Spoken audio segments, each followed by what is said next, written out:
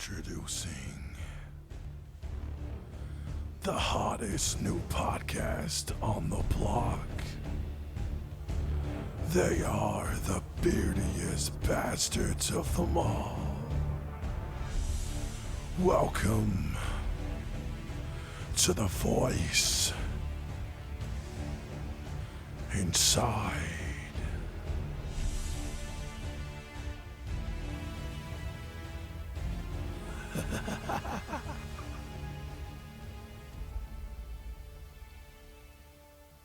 Hello, ladies and gentlemen. How are we doing? Welcome back to the Voice Inside podcast.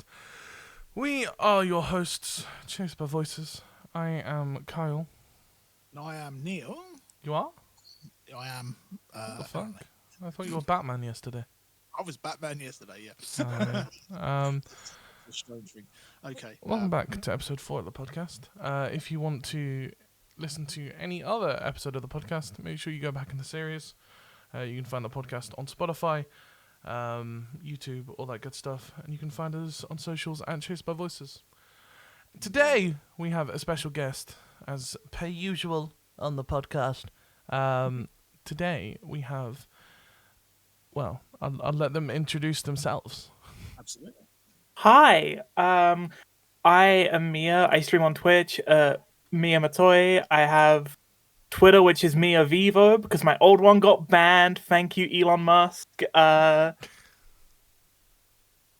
you, Elon Musk. What's up? Oh, dear. Hello. It's good to have you on the podcast. Yeah, I'm happy to be here. Yeah.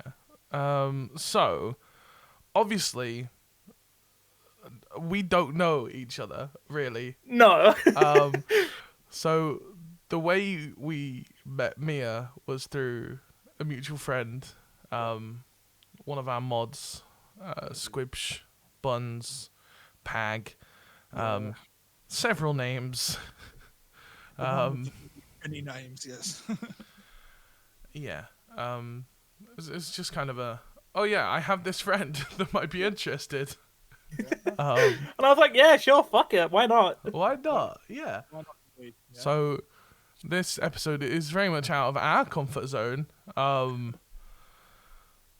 Talking to someone we've never really spoken to, apart from probably 10 minutes whilst we were setting up. Yeah, like 10, 20 minutes ago, setting up audio and shit. Yeah. Although when you went, Carl said to me, "Oh, it's really nice and easy to talk to." So yeah, I did.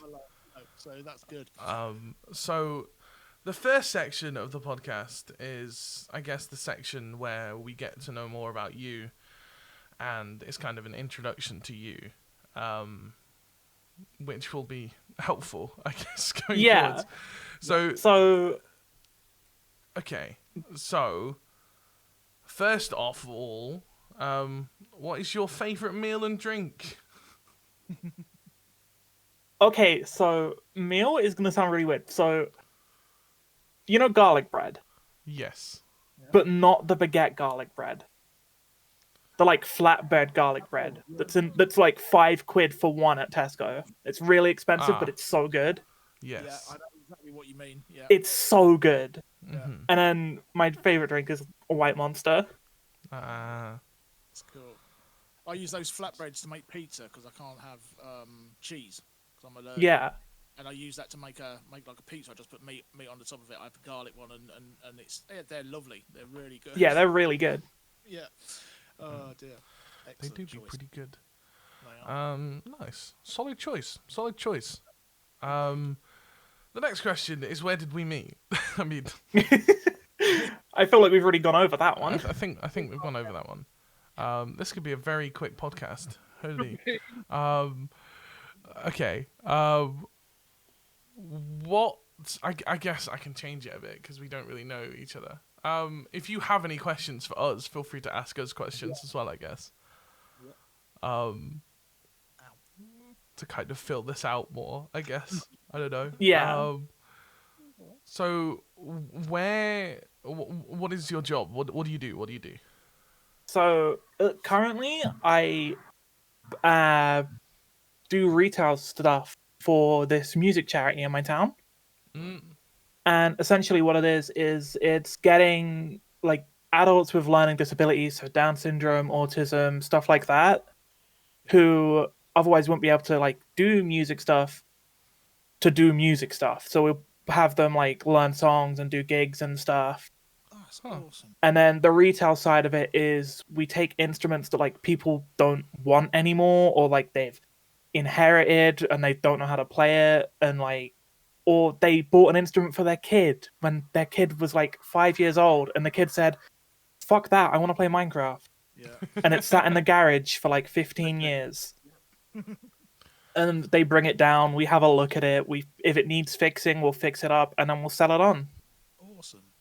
That's Hmm. really good. That is a really good thing. It's a lot of, it's very interesting. There's a lot of interesting instruments that I have never seen before. But it sounds Mm. very fulfilling as well to help, other people and stuff, and that's really cool. That's like such that. a cool thing. Wow. Yeah. Yeah, it's a lot of fun. So is it just like a local charity thing? Yes, it's like around this sort of neck of the like Mhm. South England neck of the woods sort of area. Gotcha, Yeah. gotcha. Awesome. Huh. Really Cool. good. That's pretty cool. I like that. What a great place to work. As Yeah, well. it's a lot of fun. Sounds fun. Yeah. It's cool. So I guess on that, do you have any music store stories that you'd like to share? I mean, a lot of the stuff that I do is just like helping people be like, "Oh, I want to buy my kid this," or their kid comes in and is like, "I want drums." Right. And we have to be like, "Okay, so do you actually want drums, or do you just want to make a lot of noise?" Yeah. But there was a time, you know, the old like BC Rich Warlock guitars, the really Yes. spiky like metal ones from the 80s. Yes. We had 3 of them at one point. Uh-huh. We have one left at the moment. Mm. But one of them went to this 7-year-old girl who came in and saw it and just like picked it up and was like, "Yeah, I want this." And then when we were selling it to her, we were talking to her parents. She's like, "Yeah, she's just obsessed with metal." So she just bought like the most metal guitar she saw. Nice. That's pretty sick. Yes. Huh. Yes. Yeah. Don't tell him you've got one of them things there, because I mean he already owns 14 guitars as it is, and he's just getting out. It's kind of my job. I don't know. They get everything. I know.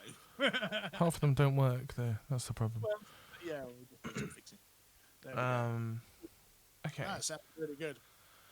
So, are you also a musician? Do you make music? Yes, I play guitar and I write sometimes, and then I'll write like 2 things and be like, "Damn, I don't know how to continue this," and it will go in the folder. The folder. Yeah. The folder.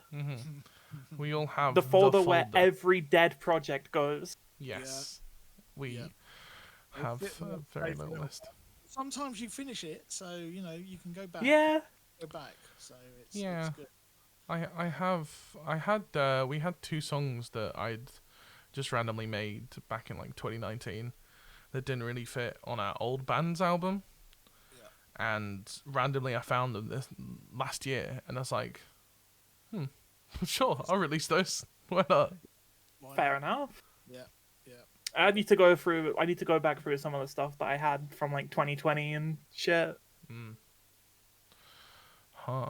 So now we know that's helpful. That's another close link. Obviously, you create content as well, and you game, right? Yes. I think Buns mentioned that you play some CS as well. I was playing a lot of CS when CS2 came out. Gotcha. I'm absolutely terrible at it. I'm so bad. Did you ever Like, play I am CS2? awful. You've not Yeah, seen, you've not seen me drive a truck then. Look, truck simulator, and it's a nightmare.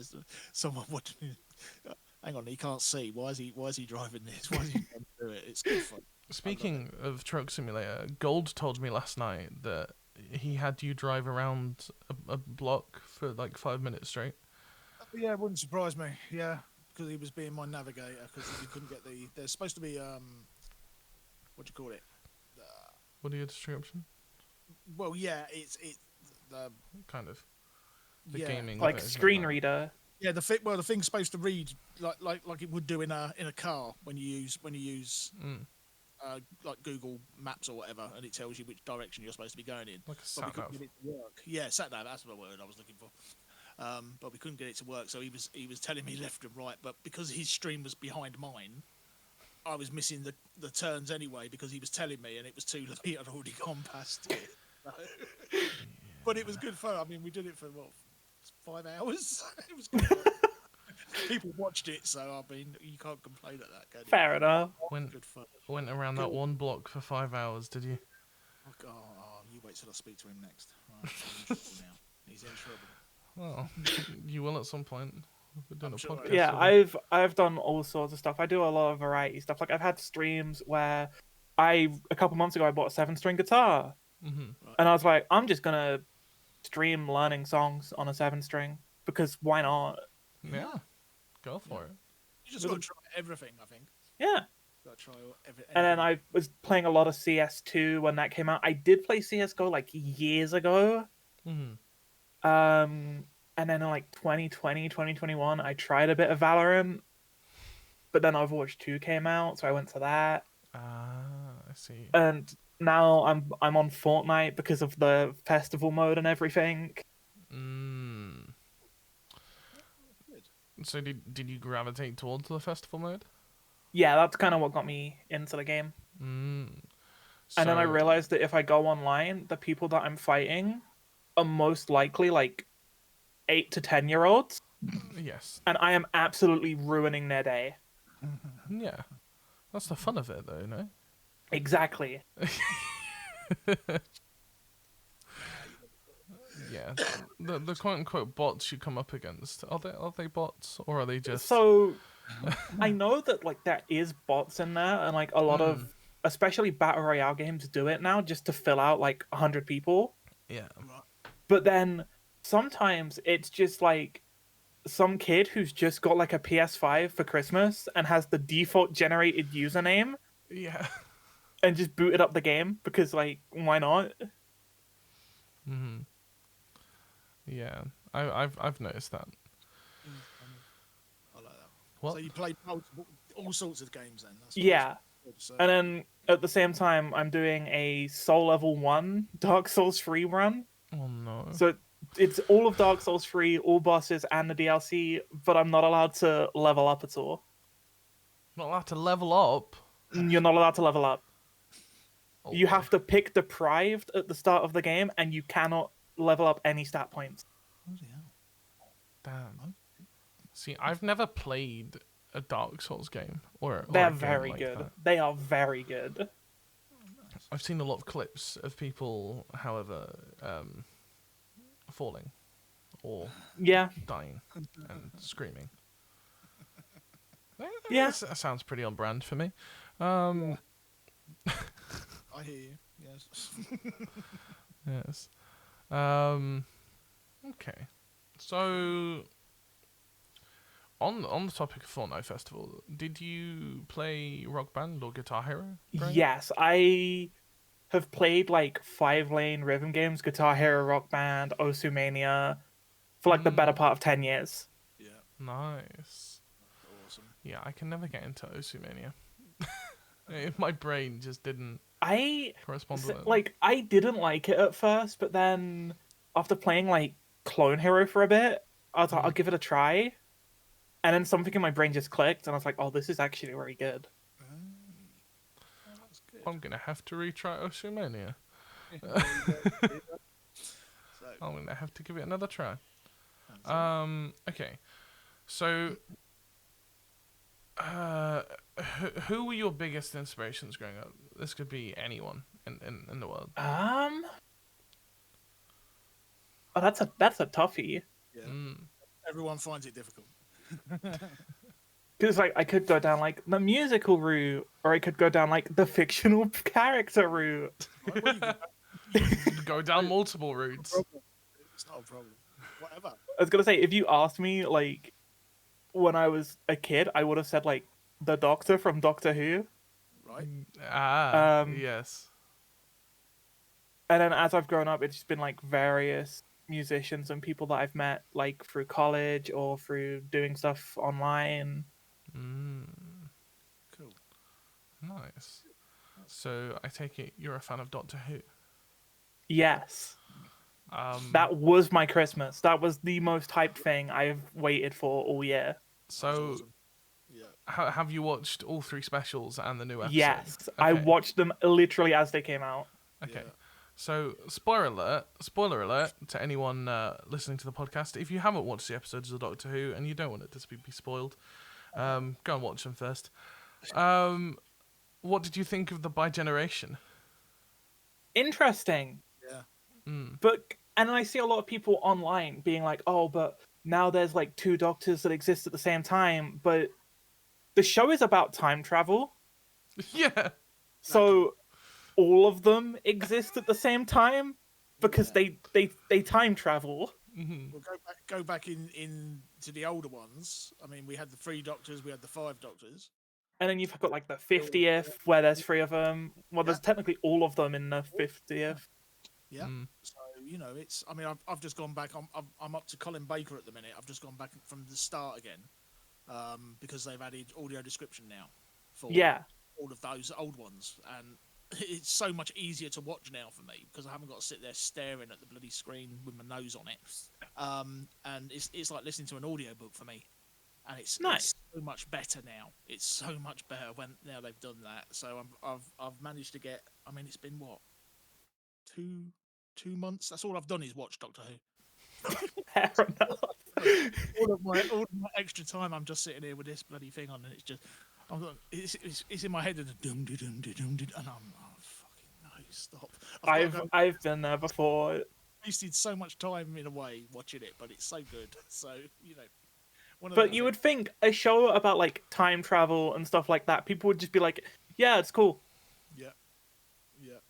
But you can get so I don't know. It's just something about it.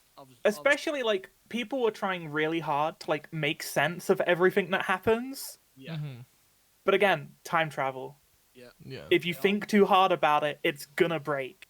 Yeah. I mean, I was born in '65.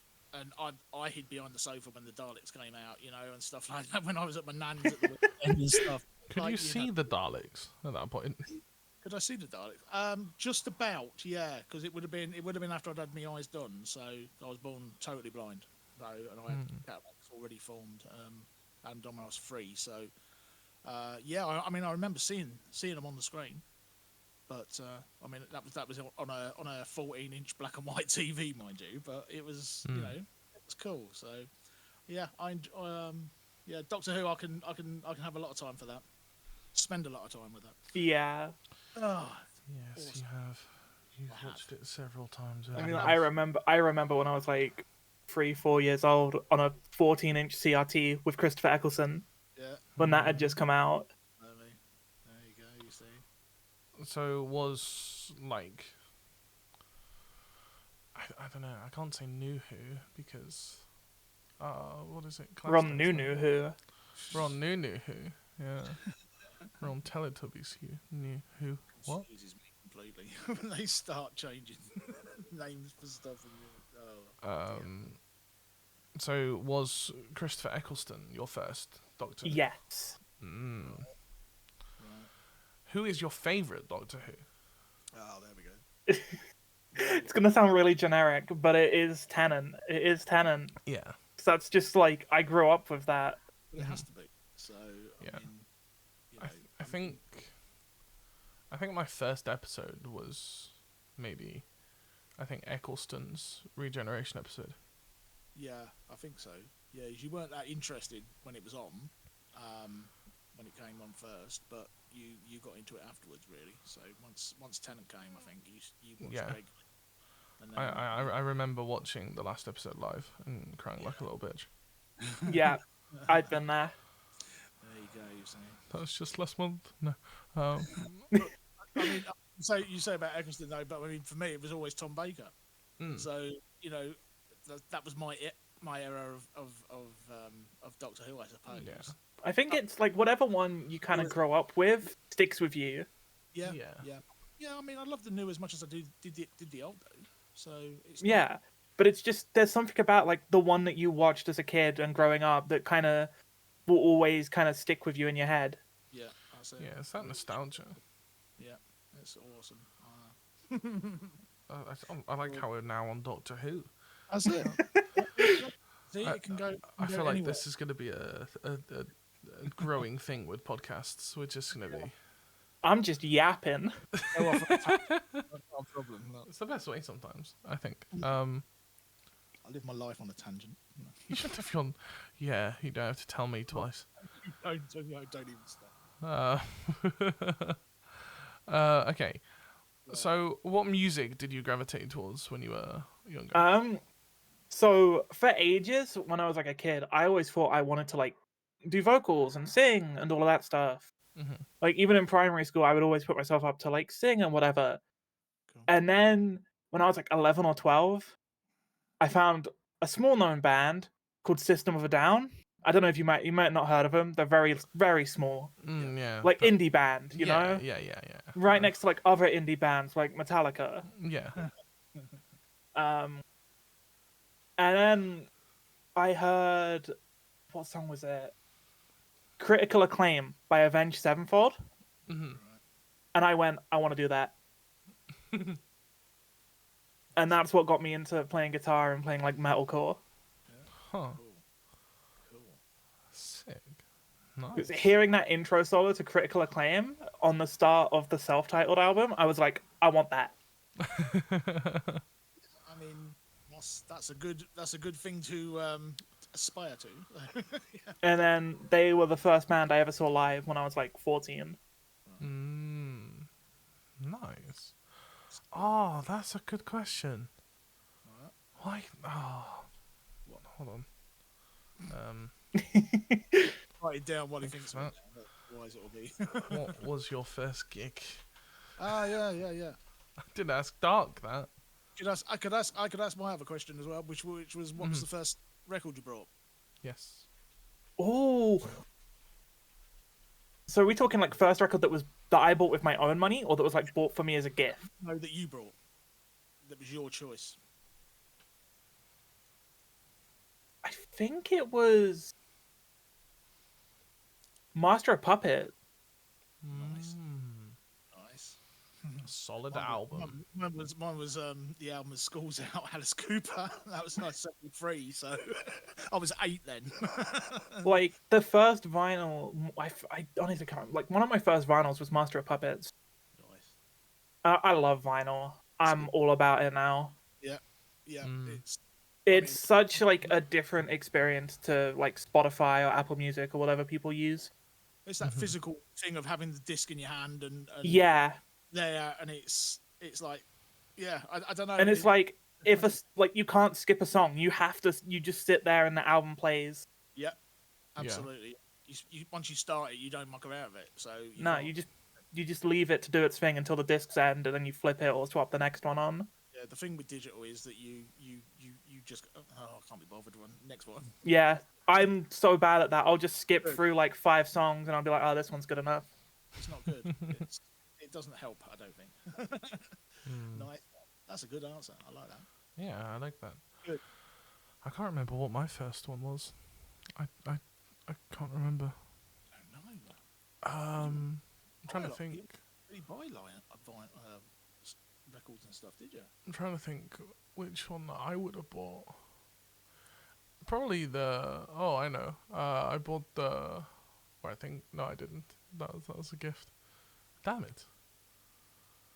I don't think you ever brought one. To be I don't honest, think I have. because you just consume your music digitally, and Yeah. If there's a HMV near you, make that trek. Make that trek down and trouble just have a look at the vinyl section. spend too much money in there though. That's, Oh, it's easily done. Oh yeah, it's easily done for sure. Yeah. I went. Me and Buns were on holiday with some friends, and there was a HMV in a mall, so I ended up getting a My Yeah. Chemical Romance pop. awesome. Yeah. So And it's Like I went there just because I saw it when I was out with a couple of friends in a town. Mm-hmm. Like not my town, like a different town. We were like, oh, let's go bowling, and we saw a bowling alley in this town. We're like, yeah, let's go there. We didn't get to go bowling; it was fully booked, and my friend didn't think to like book ahead. Right. Mm. Yeah. Is what it is. But I saw a HMV, and I went in there, and I'm like, I'm not gonna buy anything. I'm just gonna look. I'm just gonna look. I didn't just look. I used to love going to. There used to be a market where I was born, and it was always on the Saturday. And there was a little shop, and it was stuck right behind. Like you go walk through the market with all the stalls, and you had to find this little door, and it was the most amazing little shop in there. And they sold everything, vinyl, but it was stuff that people had resold on, or they had discs in there that they were trying to sell for like £2,000-3,000. Oh my god. It was an absolutely amazing place to go and look, and you could just spend hours and hours just trying to look through the records and find something that you might want. And it was ridiculous. I spent so many days I wasted in that place when I was growing up. It's ridiculous. But Wow. such a cool place to go though. I wish there was something like it, now where we are. It would be amazing. I wish I didn't have to like travel to go and buy vinyl. Yep. It's a problem. Yeah, we kind of have to do that too a little bit. I mean, there's more hairdressers and not so many pubs now as there used to be. There used to be more pubs than anything. I tell you, this like a That's all street near me has 3 estate agents just like on one little strip of land, like next to each other. It's It's like how? I know it's stupid. I don't understand it. And there's like a row near like a taxi rank where it's just like 6 or 7 pizza shops all next to each other. Yeah, I don't get it. I don't know how they can I don't know how they all stay in business. work and do that. I don't know. No. So I think the majority of the shops here are the biggest things are probably the takeaway places. There seems to be so many now. Yeah, I don't know. too many. But it just wastes your money even more, really. But there we go. One of them things. Yes. Good. What Okay. now? All right. Yeah. So yeah, was it itching? Okay, so moving on to the content side of things, what content creators did you gravitate towards when you started your journey? I mean, I had like a couple of friends who do it before as well, so I kind of just get help. I got help from them when I started, Yeah. sort of like just helping me set stuff up and everything. And then I don't know, I'm really bad. I don't watch that much Twitch anymore Yeah. because like if I'm not streaming, I'm like busy doing other stuff. Yeah. Like Yeah. so I don't have time to watch Twitch really anymore. That's fair. The only time that I really do it is if there's like I play a lot of WoW, like World of Warcraft. If I had to pick one game to play forever, World of Warcraft. So the only time recently that I've like actually had Twitch open on my computer is because I was watching the World Raid Race for that. Ah, I see. Huh. Okay. What about YouTube? Do you watch any YouTube at all? The majority of my YouTube searches are songs, but in different keys because I don't want to retune my guitar to play the Spotify version. Ah, I see. Okay. That's a. Or the band plays it like a half step lower now, and all the albums on Spotify when they used to play it in like the original tuning in like 2005. I'm like, I'm not tuning my guitar again. Yeah. That's smart. That's smart. Yeah. Okay. So this is actually Dad's question. But I have it written down, and it's if you could meet somebody to either get advice from, jam with, play games with, or just have a good old natter, who would it be, dead or alive? Ooh. Dead or alive? Dead or alive, yeah. Yeah.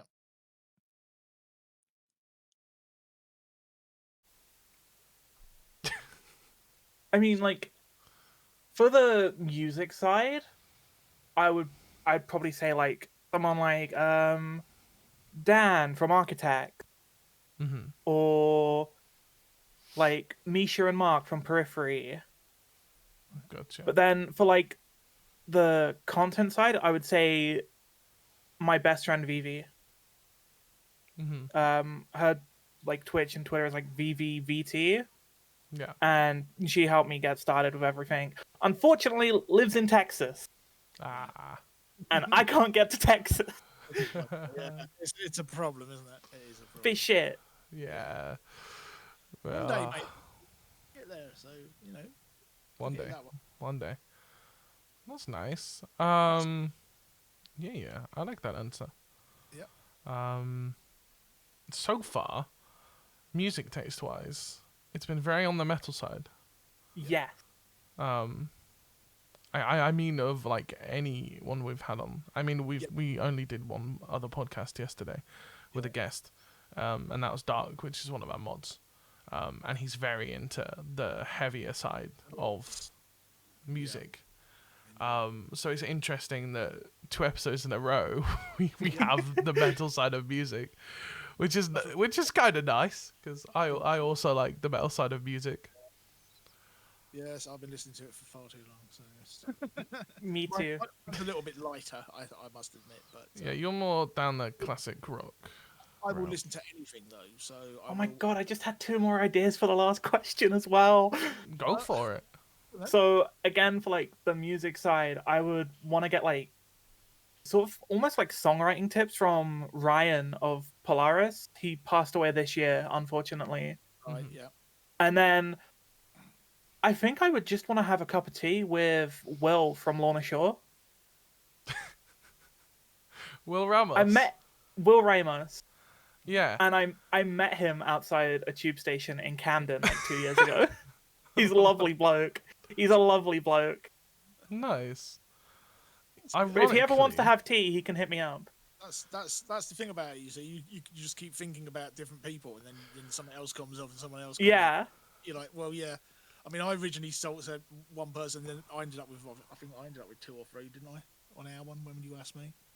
Yes, you had like 6 answers for everything. Yeah, but it's different people that do different things, I suppose. Well, yeah. So that way, It's really hard to just pick one as well. It is. Yeah. I mean, the question used to be. I mean, I remember like years ago, you go around to somebody else, and they say like, if you had a dinner party, who would be your 5 guests at a dinner party?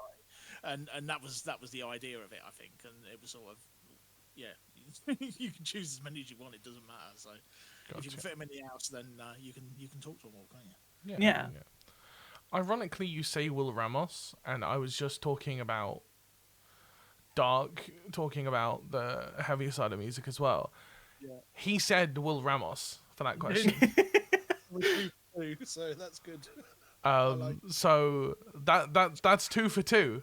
That's good, man. I can't remember who we have on. Oh, it's Chad. Definitely not Will Ramos. That's going to be a completely different side of music. A little bit. But then also like talking about like what music I listen to a lot recently, I've been listening to like Earth, Wind and Fire, like the old funk band. Yeah. Love that shit. Yeah, I'll say I will literally listen to anything. So it's I listen to classical music to heavy metal. So it's and everything in between. So you just gotta if you can appreciate it and you enjoy it, then listen to it. That's all. Yeah. Down to really, I think. Yeah, for sure. I think so. You get enjoyment from it. So the next question is, how did you get started in music? So I think like we just had a guitar just in the house from like an ex friend or like a family member who stayed and just like left it because they're like, oh, I have another one. Right. And it was just in the attic forever. Mm-hmm. And then I was just like, yeah, I'm just going to play it. Nice. What age did you start? I think I was like 13 or 14. Right. That's cool. So it's I say a recent development. It's been like 8 years now, like 6, 7, 8 years. Yeah. Well, time soon goes. So Yeah. there's the man who's 58. Yeah, time flies when you're having fun. That's the main thing. Good. That's really good. So what happens when you're not having fun? It does not fly. Time falls. Well, no, It falls. it can be. Shit. It can. Okay. So how, I guess, you kind of answered it, but kind of not. How did you get into content creation? I guess it's like it's something that I've always sort of like wanted to do since I was a kid.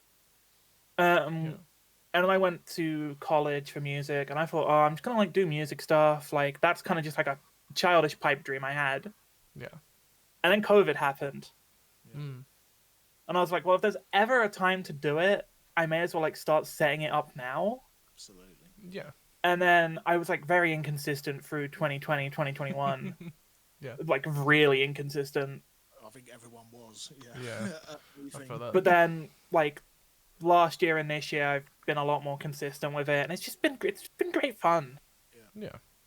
That's good. But 2020, 2021, we don't talk about that. That's like a grey area of years. That's like no one wants to go there.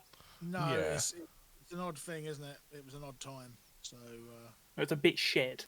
yes, Mm. definitely. Yeah. Okay. So what so far? So how long have you been creating content for? I think like 2 years at this point. Mm. So on the back of that question, what has been your biggest achievement for you so far? I want to say just like this last year in general. I've never had a year that's been so consistent and Mhm. just yeah, it's been a really good year. Nice. And I want to say that's like because every other year that I've like tried to do this, I've taken massive breaks or like or something's happened. I have got COVID, blah blah blah. Yeah. But this year has just been really good, and consistent is a word that I'm using a lot.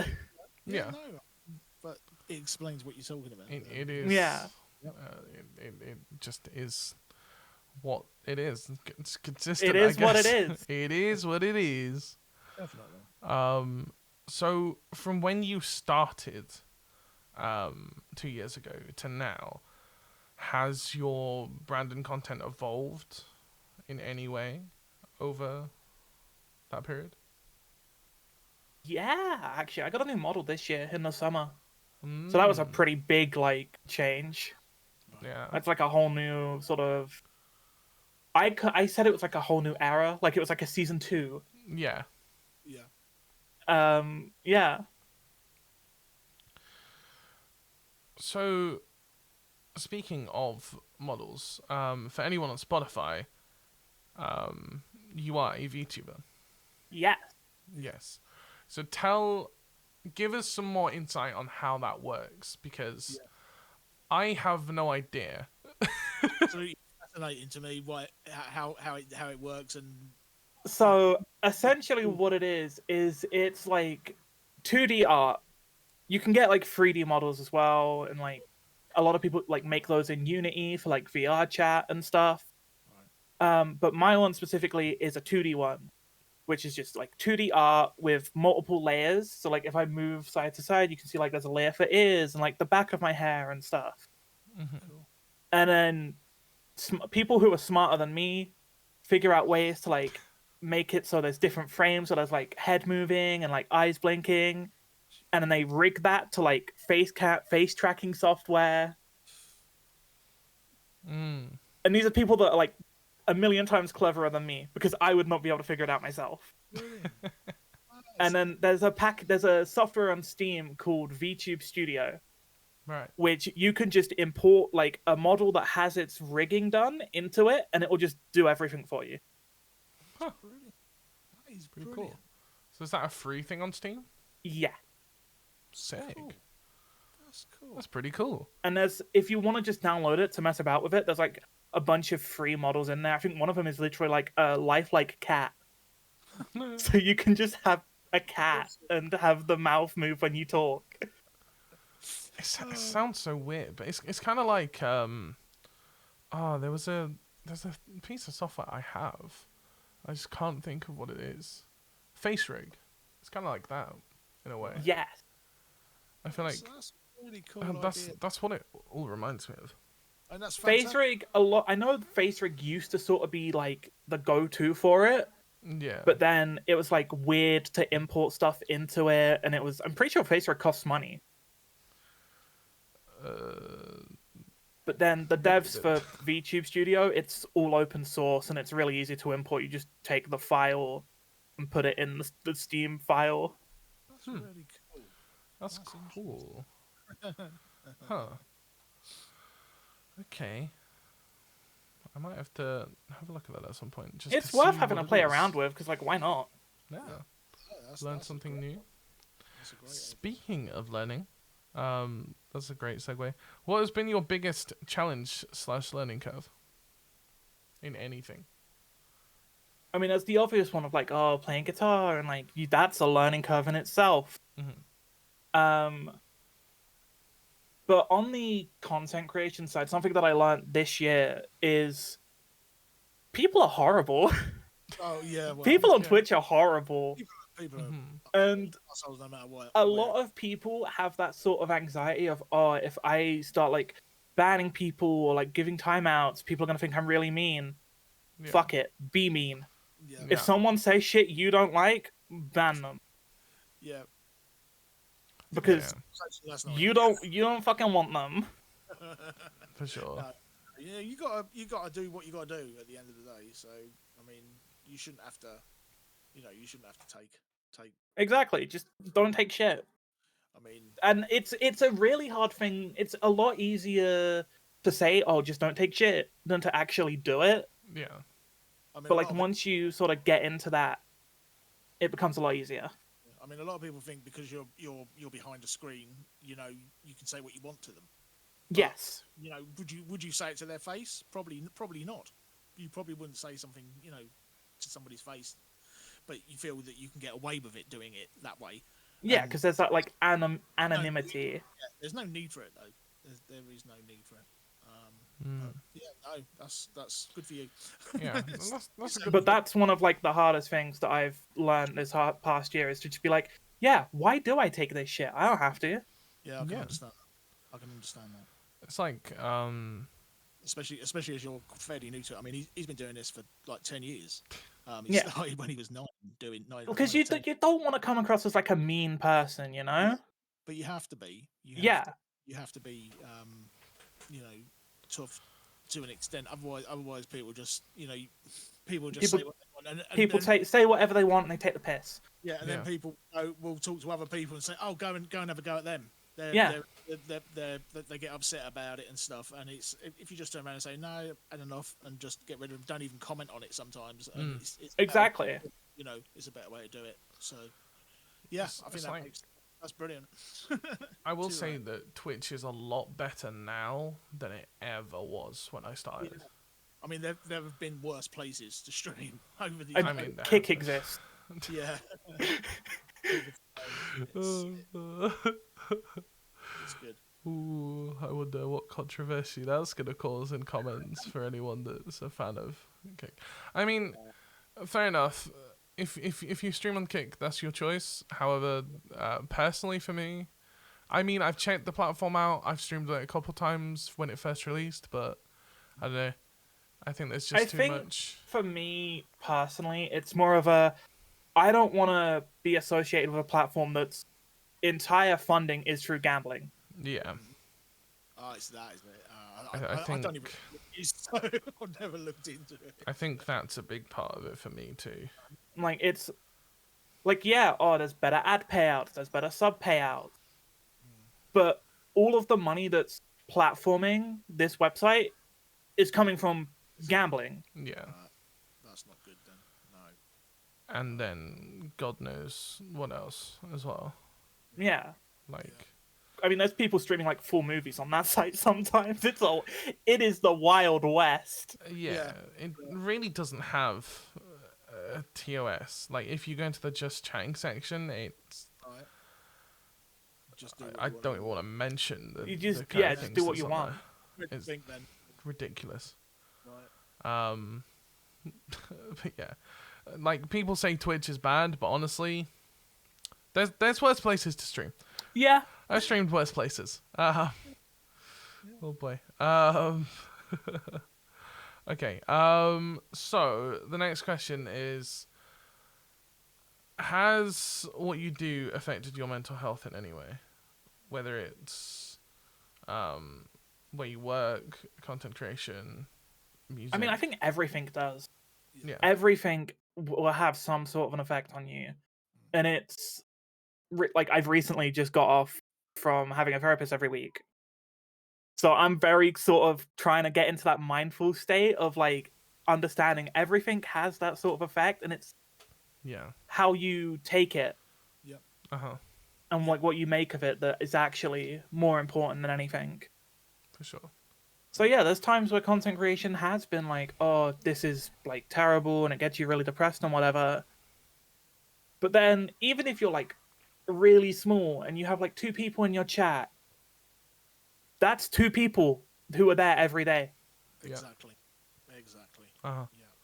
I've done like radio things, online radio stuff, and you know you can see who's listening at the time, and even if it's one person, that's somebody that's one person, and you're making their day better. Making their day better. So you know that's why I like doing it, and it's good fun. You know, it makes a difference. Even if I'm just sharing what music I like, you know, at the time. Yeah.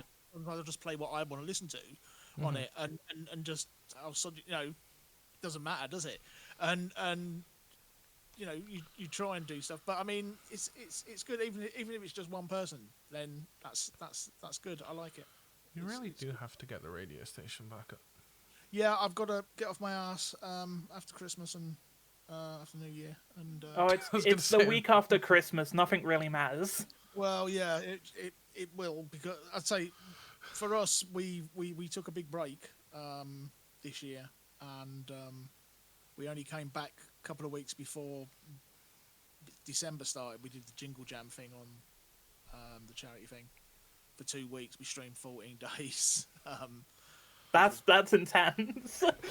Well, the last fit was 54 hours straight. We did. Oh my god. Between the two of us. So the first time I'd ever played the truck thing online and on stream, and I played 8 hours of Minecraft, just creative Minecraft, because that's all I can do.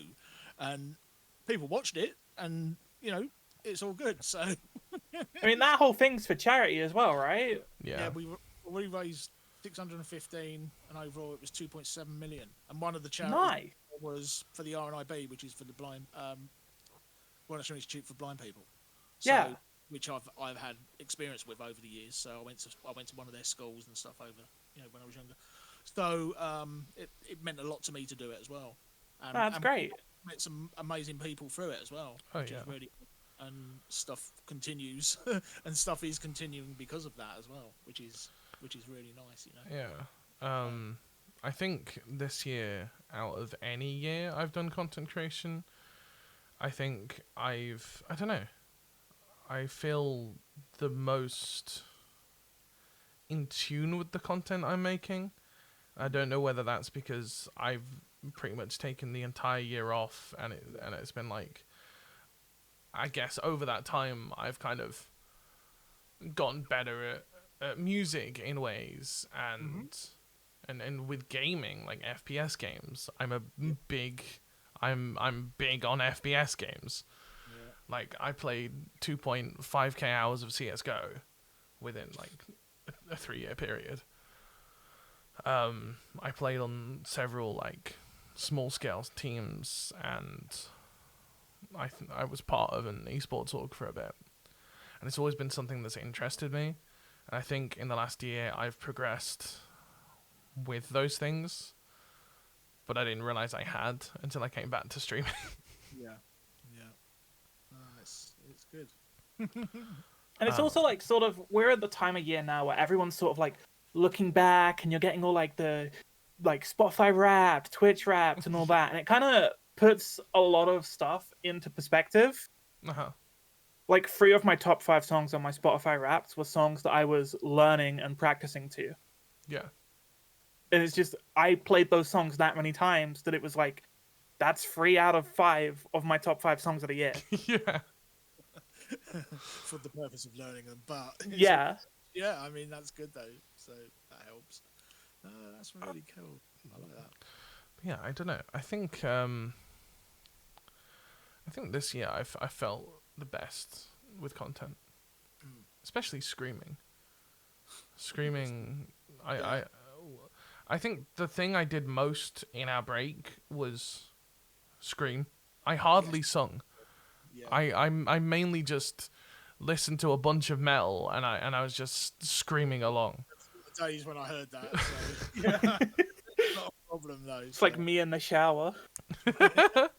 God forbid what the rest of my family hears. Me in the middle of the night when I wake up from a nightmare, screaming. Okay, so going back to that question, if obviously like there's pros and cons to content creation and mental health. Yeah. So what are the pros and cons that you've found? I that you've think picked up? for pros, like just the people that you meet, you can meet some absolutely incredible people for doing this who become regulars, and then like I've made friends this last year just like fucking doing shit on Twitch. Yeah. And I've had those friends like help me. I like the middle of last month. I was in the middle of the end, like beginning of this month, I think. Mm-hmm. My sense of time is all fucked up. We did a Dragon Ball Fighters tournament with help from like people in the community and everything. Nice. And it's just stuff like that is great. Or we have nights where I'm like, especially at the moment, I'm playing a lot of Fortnite on stream. I'll just be like, yeah, if anyone wants to like hop on, sure, fuck it, why not? Yeah. It's just fun. I think that's sometimes the most watchable thing though when you're playing when you go on with other people and stuff. Yeah. It's so watchable because the interaction that you get between people can be so funny sometimes and also so bad sometimes as well. I sit here just laughing my head off sometimes. I listen to him funny on with people and it's like, did you just say that? And I have to sort of think, oh, shit. Did you just say that, or did they just say that? It's really nice. I think it's one of the fun things. I think the easiest types of content to make is games like Fortnite or games like Valorant or CS that you can have a group. Especially like recently as well, you. Lethal Company. Yeah, I've yet to play it. I Lethal Company, Phasmophobia. It's just games where it's like there's a group of people and spooky stuff happen. Right. I don't know. Those types of games with friends or even other content creators, it's always like the perfect recipe for great content. Just like to get something out of it. So and there's just so many different avenues of what you could do, and just jokes and everything. I don't know. It's my favorite type of content to make, I think. Yeah, it's a lot of fun. Because, yes, you can go at it alone and you could play solo games. And sometimes that's fun, but I don't know. I feel like I have more fun playing with I've others. played a lot of fighting games this year because like Street Fighter 6 came out and that's like a top 3 game of the year for me. Yeah. And those games are like they're one-on-one. But they also have like lobby systems where you can open up a room when you have like 8 to 16 people in a room. Yeah. You can set like a passcode to it. Yeah. And then you just fight everyone in the room like back to back. That's brilliant. We used to do stuff like that when I was streaming a lot of Street Fighter 6. Nice. Like we just post the room code in the chat and just let people funnel in and out. That's cool. That's a cool concept. Yeah, I think it's good to watch people interact. I think it's very interesting. It's very watchable.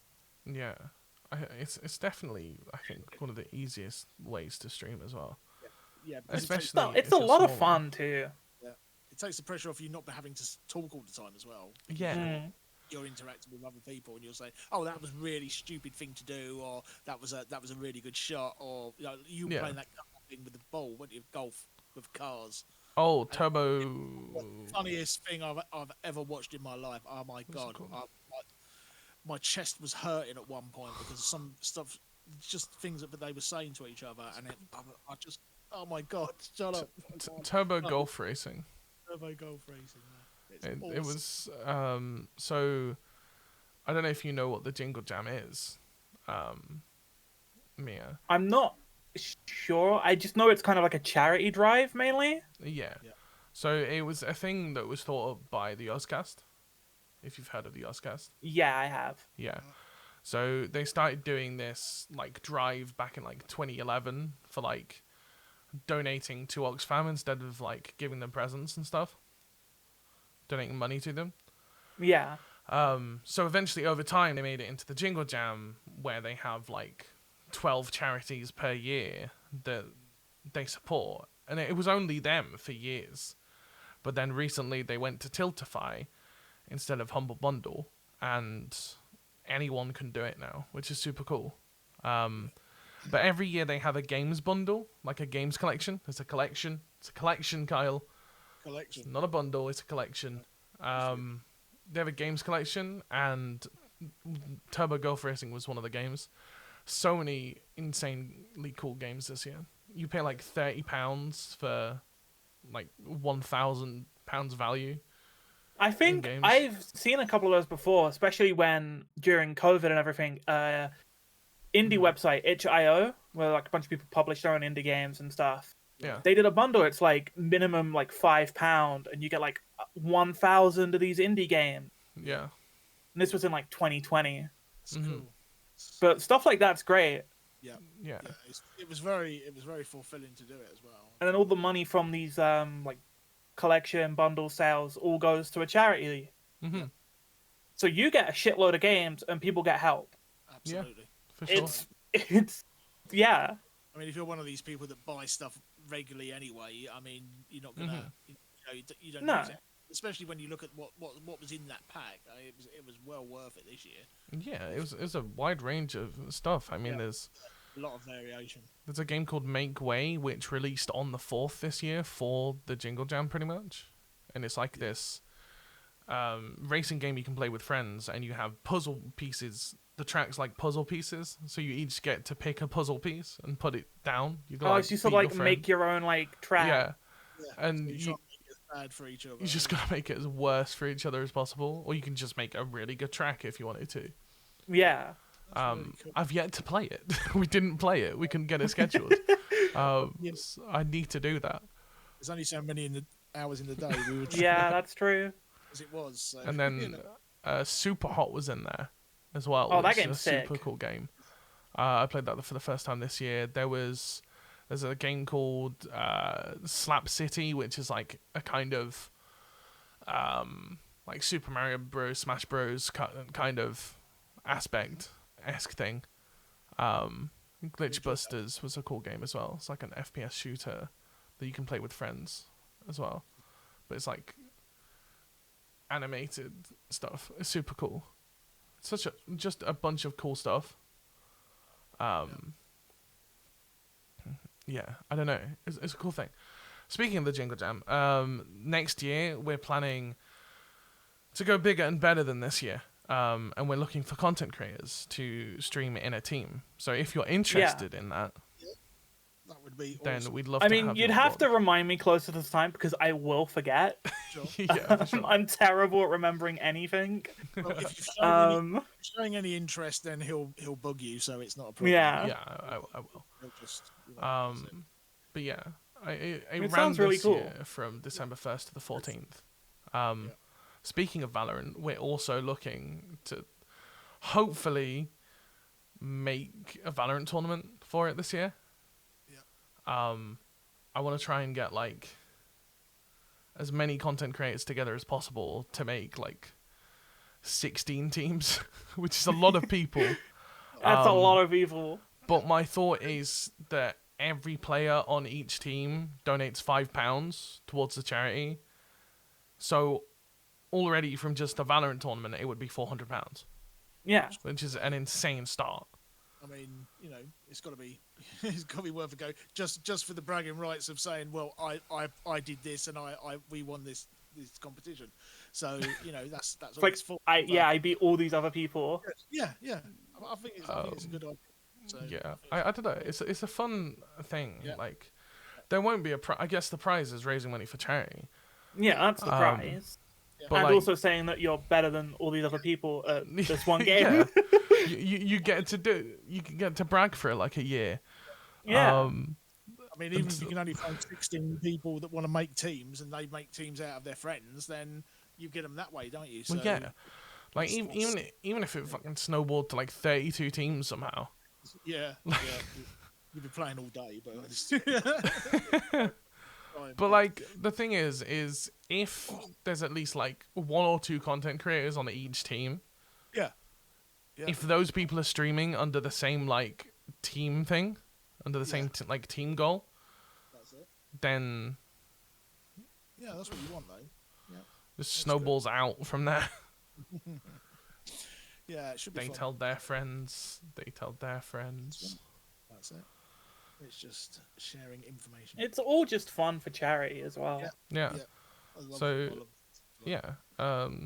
If you want to be a part of that, I can put your name down as well if you're interested. Yeah. You don't have to be good at the game. It's literally just a No fun one's thing. going to want me on their team, so that's. I'm sure there'll be some tryhards. Possibly, yeah. Probably me. It's all for a bit of fun anyway. Yeah. That's it. Just run the worst weapons that you can, and just have fun with it. But yeah, I thought I'd mention that and everything. Okay, so the next question is: have you ever burnt out? If so, how do you like to reset and get back to square one, whether it be mentally, physically, spiritually, etc.? So I sort of burnt out at the start of this year, Mhm. but it also came at like a really good point because I was in like the process of going on to different meds, and that's like a whole thing that takes like 2 weeks to do. Yeah. So it was sort of like good timing in a way because I could take that 2 weeks to sort of like get on to these new pills and whatever, and yeah. Good. I just played a shitload of like single player games. I played so much of like The Witcher 3 and Cyberpunk and shit. Ooh, that's the thing. You mentioned earlier the Street Fighter 6, I think. Street Yeah. Fighter 6? Yeah. That was in your top 3 games of the year. So, and I ask you, I've got to think now because now I have to pick my top. Well, you've got to pick games 3 of the year. games now as Yeah. well. I was gonna go 5, but no, I'll go 3. What are your We top can go 3? 5. We can go 5. All right. What are your top 5 games of the year? But because I haven't played a lot of new games this year. You can choose any game, just any I was gonna game say that you've liked I've not played a lot of games this year. this year. So number 1, Armored Core 6. It came out this year. It's the new FromSoft game. It's just fun. It's just really, really fun. You just build a big fuck off mech and just blow shit up. Nice. And you can put like dual shotguns with 2 shoulder mounted grenade launchers. It's so much fun. Sounds like fun. Sounds good. Hi-Fi Rush is definitely up there. Came out, it shadow dropped at the start of this year, like 0 marketing. They put out a trailer, and at the end of the trailer, they're like, "Oh yeah, it's out now, by the way." What? And it's like a old school. I say old school, but it's like, you know, the old 3D platformers from like the PS2 days. Yeah. Like, it's like that, but all of the movements you do are like a rhythm game. Oh. So you get like bonus hit, like attack, or like you jump higher if you time it to the beat. Right. Huh. That's interesting. It's really intriguing. interesting. It's really, really fun. Yeah. Okay. Obviously, Street Fighter 6 is just... It's a return to form for Street Fighter. It's great fun. I love fighting games. Yeah. Signalis, which is a little indie survival horror game. Yeah. Very, very good. It's in like a PS1 style. Very reminiscent of like Silent Hill 2 and like original Resident Evil. Nice. brilliant game. What did I play this year? Oh yeah, Tears of the Kingdom. Oh, I forgot that came out. what kind of game is Tears of the Kingdom? It's the sequel to Breath of the Wild, and like I feel like everyone's played Breath of the Wild Oh. at this point. I have not played Breath of the Wild. Breath of the Wild is very, very good, and Tears of the Kingdom is just more of that. But also, you can just attach stuff to stuff now. Like that's the new mechanic. So you had people in like the first week of it coming out building like Gundams out of planks of wood. Oh, in the game. It was hilarious. nice. And then the Nintendo Switch crashing because it couldn't handle how many like fucking cannons they put on it. Oh dear. Okay, that's a good handful of games. Yeah. I'm just realizing like how many games I played this year. Like I didn't finish Final Fantasy 16, but like I need to. That came out this year. Spider-Man 2. That was a lot of fun. It's not like amazing. It was just fun. Yeah. And then I 100%ed it in like a week. Nice. What else came out this year? I think that's it for like games I played for the first time this year. Sounds like a big variation of games. Have you played the I think it's by the creators of Rick and Morty. That like High on Life. High on Life, that's the one. Yeah, I have you played did that? not play that. I did not play that. Such a good game. I still need to finish it. I might have to replay through. Oh, Phantom Liberty, the Cyberpunk DLC that came out. Oh yes, with I saw Idris the Elba movement in. for That game is brilliant. That game is brilliant. But I didn't include it because it's a DLC. That's fair enough. That's fair enough. Okay, let's see. Top 5 games for me this year. Oh boy. I think I'd have to put. I think I'd have to put Turbo Golf Racing up there. That's a game I've had a lot of fun with this month. Yeah. Depressingly, I have to say Valorant. Unlucky. Unlucky. Unlucky. I agree. Speaking of Valorant, I'm streaming Valorant tonight with the Valorant team. I joined. Yes. I gotta go get my ass beat in Dark Souls 3 after this. Good luck. Unlucky. Unlucky. Unlucky or lucky, whichever you want to take, yeah. Let's see. I guess I played a lot of Fortnite this year. I enjoyed the return of the OG Fortnite season that they did before the current one. That was a lot of fun. That was a lot of fun. I just played the Zero build for the Battle Royale in that game, though. I'm terrible at the building.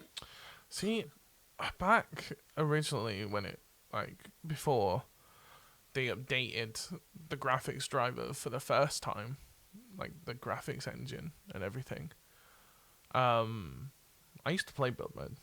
But then once they released Zero build, I was like, yeah, that's more my speed now. I don't enjoy shooting people and then having the fucking Taj Mahal be erected in front of me. Yeah, it does feel like that. That's a good explanation, actually. That's a great explanation. Yeah, I definitely feel that.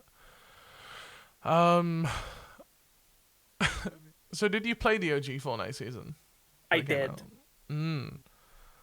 What do you think of the difference between the gunplay in the OG season compared to the current one? So the gunplay was pretty similar because it was still on like the new Fortnite fork of Unreal Engine 5. Yeah. It's just now you have like weapon benches so you can put like sights and stuff on. And I play Zero build, so the old map, as nostalgic as it was for me to see it again, it's not very good on Zero build. Really? I didn't like the old map on Zero build. Why?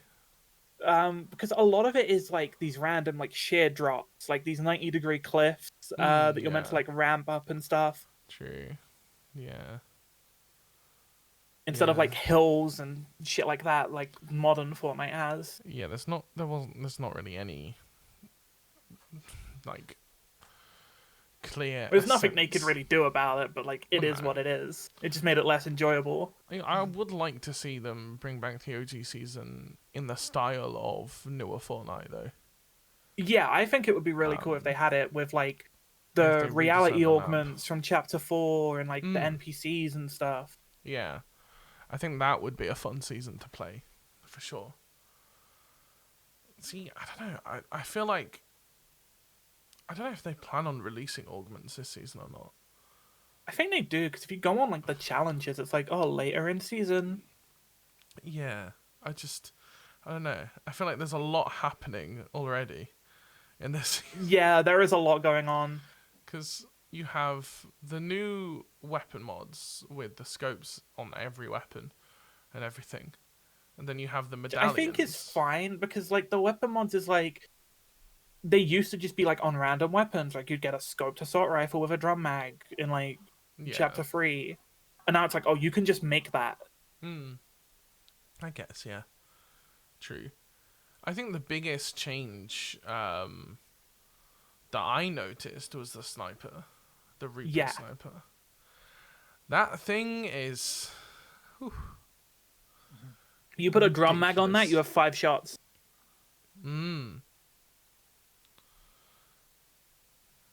5 shots. How many does it have normally? 3? 3.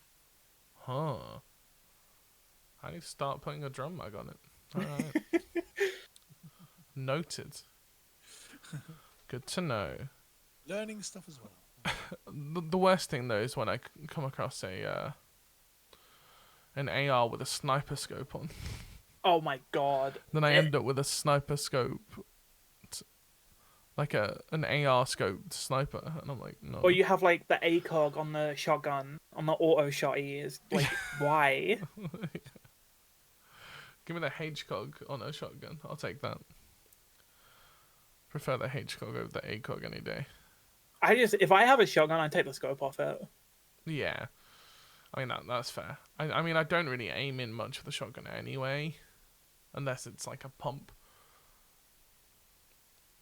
I think, yeah. If I'm using the auto shot, I just... You just mouse one. Yeet. Just spam. Spray and pray. But I definitely aim down scope for pumps, just to get a clearer shot. I mean, depends on the scenario, though. Depends if I'm being rushed or not. Okay. So, you mentioned that you played a bit of CS2. Yes. What were your thoughts? It's fun. It's a lot of fun. Mm. The new smoke is very cool. I've done the funny thing where you throw a smoke and then you grenade it and then you shoot someone because you see them after the grenade pops. That's really cool to do. That's really cool. Nice. I haven't played a lot of CS2. I need to play more CS2. But now I've joined a Valorant team, I don't think I'm going to be playing much CS2. Or are you gonna play Valorant? I don't know. I could never get into it. I think it's the abilities that did it for me. I was like, wow, it's just Overwatch. Yeah, I can see that. I don't know. I guess for me, I played more Overwatch 1 than I played Overwatch 2. Mainly because they pissed me off with Overwatch 2 because they didn't release the content they had advertised. Pretty much they just... I don't know, did Overwatch they just renamed again. It. Yeah. Because, like... what was it they originally said? It was going to be like a PvE game. Yeah, like a PvE mode. Like with a story-focused PvE game, and then the PvE never came out. Oh, I know what it was as well. It was like where you could, I think, like level up your guns or something, or like your character in a way, like a skill tree. I just remember them saying like PvE and like an actual like story focused 4-player RPG thing. And I was like, damn, that sounds pretty cool. That sounds And pretty then the game cool. came out, and they went, yeah, we didn't make that. Yeah, that wasn't possible. Like, what? Damn, okay. That's not so good. No, but yeah, I bought the beta as well for Overwatch 2, Right. which was silly because I played it for like 2 days before I left for TwitchCon. Yeah. So that was stupid. I wasted so much money that month. I don't know. I'm trying to think of like other games I've played this year, but I think I've gone through all of them. Yeah. I remember a month I bought the Fortnite Battle Pass, the Overwatch Battle Pass, and the Valorant Battle Pass twice. I'm fucking sick of battle passes and like rotating item shops. Bro, just give me fucking loot boxes back. Let me gamble. Yes. Hope for the Let me best. gamble. Let me gamble. Doesn't like cake. Let me gamble. Huh. No, it's different. Okay, no, here's the thing, okay? So, I think, like, gambling where you can make your money back is worse than, like, gacha game gambling, like CSGO, not even CSGO case. It's like any gacha game, like Genshin Impact. Yeah. Because if you can make your money back, you will chase losses. Yeah. And that's what, like, half, like, any casino, they want you to chase losses because that's how they make their money. Yeah. Yeah. But, like, gacha games like Genshin Impact, Dragon Ball Z Dokkan, Honkai Star Rail, you can't make your money back. You're gambling for pixels. Yeah. I guess with a game, you know you're gonna get something regardless, Yeah. and you can see what you're gonna get a majority Instead of the being time. told to just, like, go fuck yourself. Yeah. Pretty much. And also, like, most games are legally required now. Like, I think every game's legally required now to tell you the odds. Yes. Pretty And much. because in, like, gacha games, you literally can't make the money back. You can be like, I'm just gonna do this because, like, why not? Yeah. It's not like, oh, I can chase this $200 I lost. Yeah. Because if I go $200 more, I could make $500. It's like, okay, you're still only $100 ahead. Uh-huh. You would have made more money if you didn't gamble. For sure. Yeah. I'm with you on that, I think. I've definitely put a lot into CS cases. I think everyone has at some point. Yeah. It's kind of just a thing at this point. But saying that, I think I got payday one day and I spent £100 on cases and keys. Out of that, I managed to get £150 knife. Luckily, on that occasion, that was just one occasion. That's the one occasion. What about occasion? the other occasions where you've done that and made like 40 pence? Yeah. Oh yeah. Yeah. Sometimes. Same as anything, you have to take your chance sometimes, I suppose, and see what happens there. So. Yeah. It's like the amount of fucking Minecraft servers I've bought ranks on over the years, Right. and then they've closed down. Yeah. I had a friend in secondary school who's really into a gacha game called like Brave Frontier, I think it was. Mm-hmm. And he played that game for like 7-8 years. And then it shut down. And I think he put like $2,500 into it over 7-8 years. Yeah. And then the game was just dead. It was gone. That's the thing with games, is they could just disappear out of nowhere. Yeah. It's the same with things like Twitch or and YouTube, like out of nowhere. Yeah. They could just You never know, I suppose. disappear. Yeah. That's why I feel like being present on multiple platforms is better, which is something we failed at doing for a long time. Yeah.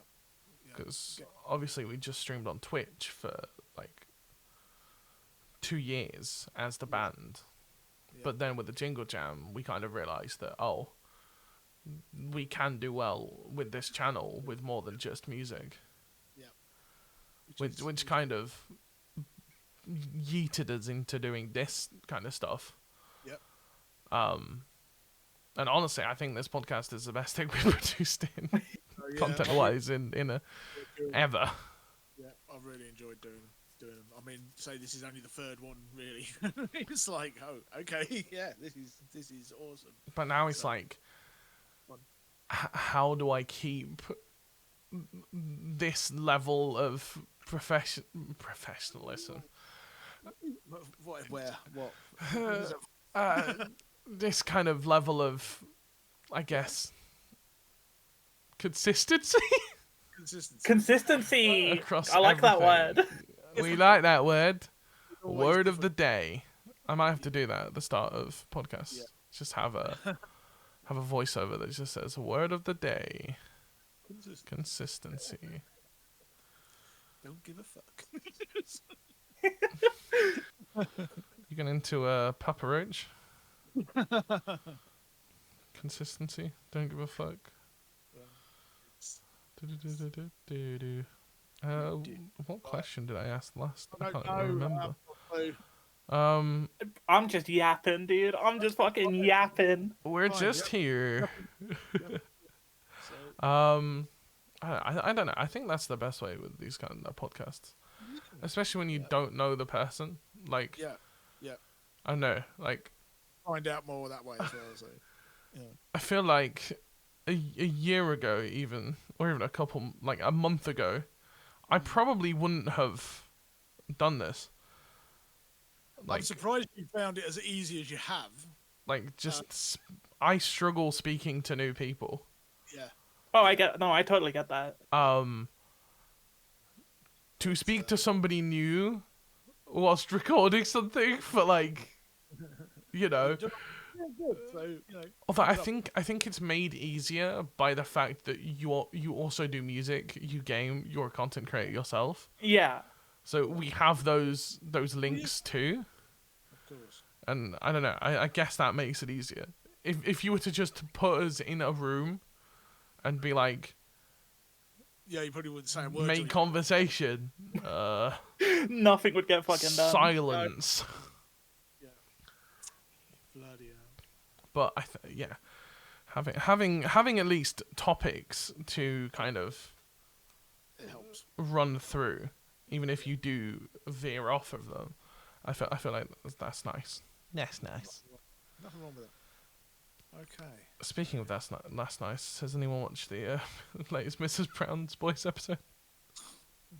No. Watch Mrs. Brown's Boys. I was planning to. I haven't got round to it yet, so I'm surprised I got up to date with Doctor Who. To be honest, I was. Considering you're stuck in the 80s at the moment, yeah. Well, yeah. I mean, I'm just stuck in 1985 at the minute. So. Do you watch Mrs. Brown's Boys, Miaa? No, I hardly watch TV at all. Right.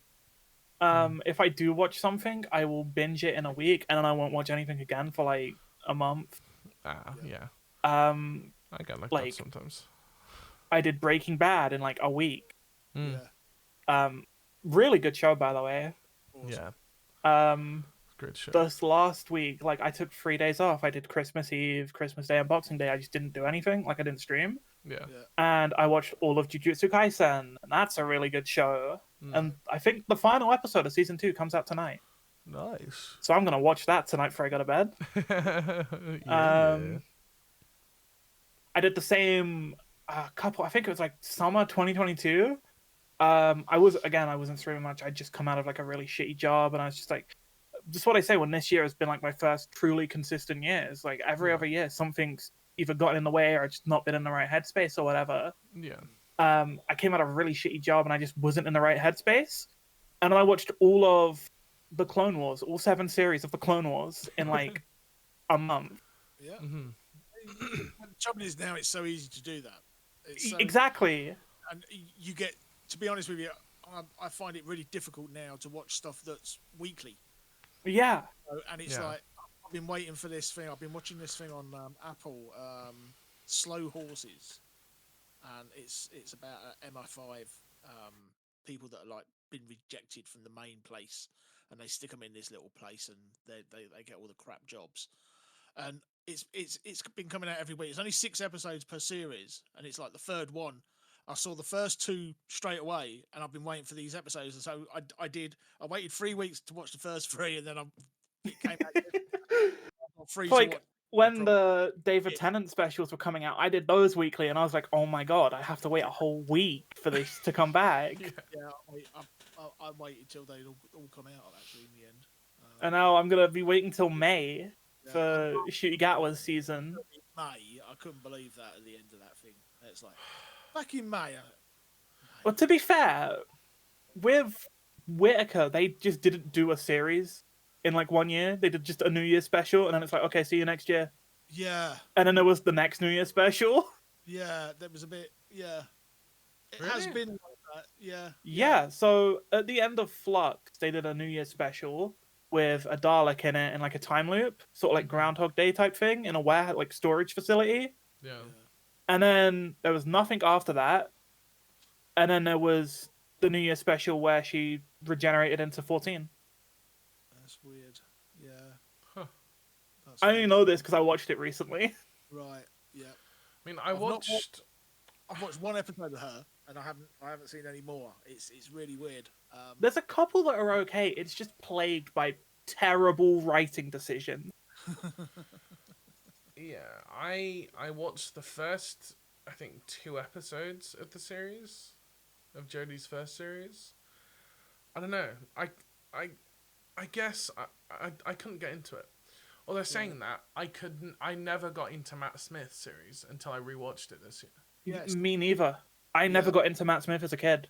Yeah, I struggled with what's his bloody name? Capaldi. I really struggled with him. But that a lot of the reason behind that was because I've heard him a lot. He did a lot of radio stuff, and I've heard him in plays and Before Capaldi was in Doctor Who, he was on a show called, like, I think it was Three Musketeers, right. and he was the villain in that. Yeah. Right. And I actually, like, I'd watched that show, Yeah. and then when I heard that they were putting him in Doctor Who, I'm like, he plays a villain in this other show, he's gonna be shit. Yeah. I mean, it's like But then he was really good, so... yeah. Well, I mean, with John Pertwee, when John Pertwee was Doctor Who, it was so strange because it wasn't until after he'd finished that I realised that he'd done so much more before that. It was a BBC comedy called The Navy Lark, and at one time they held the record for the longest episodal radio program. And they did it for about 20 years. This thing every week for 20 years. My God. It was him. What's the other guy? The 2 Ronnies, the bigger guy, Ronnie Barker. He was in it as well, and I didn't know. I had no clue that he'd done this thing. And then I go back and I listen to them so often. I've got a playlist thing, and I'm always listening to this Naval Life thing, and it's just the voices that he does in it. Is ridiculous. His comical thing.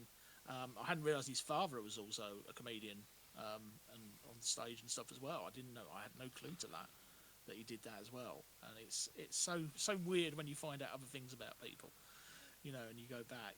Did you mean episodic? Episodic, episode. What did I say? Episodal. Yeah. Close enough, who cares? Close enough. Leave me alone, right? Episodal. I'm watching you. No, that's it.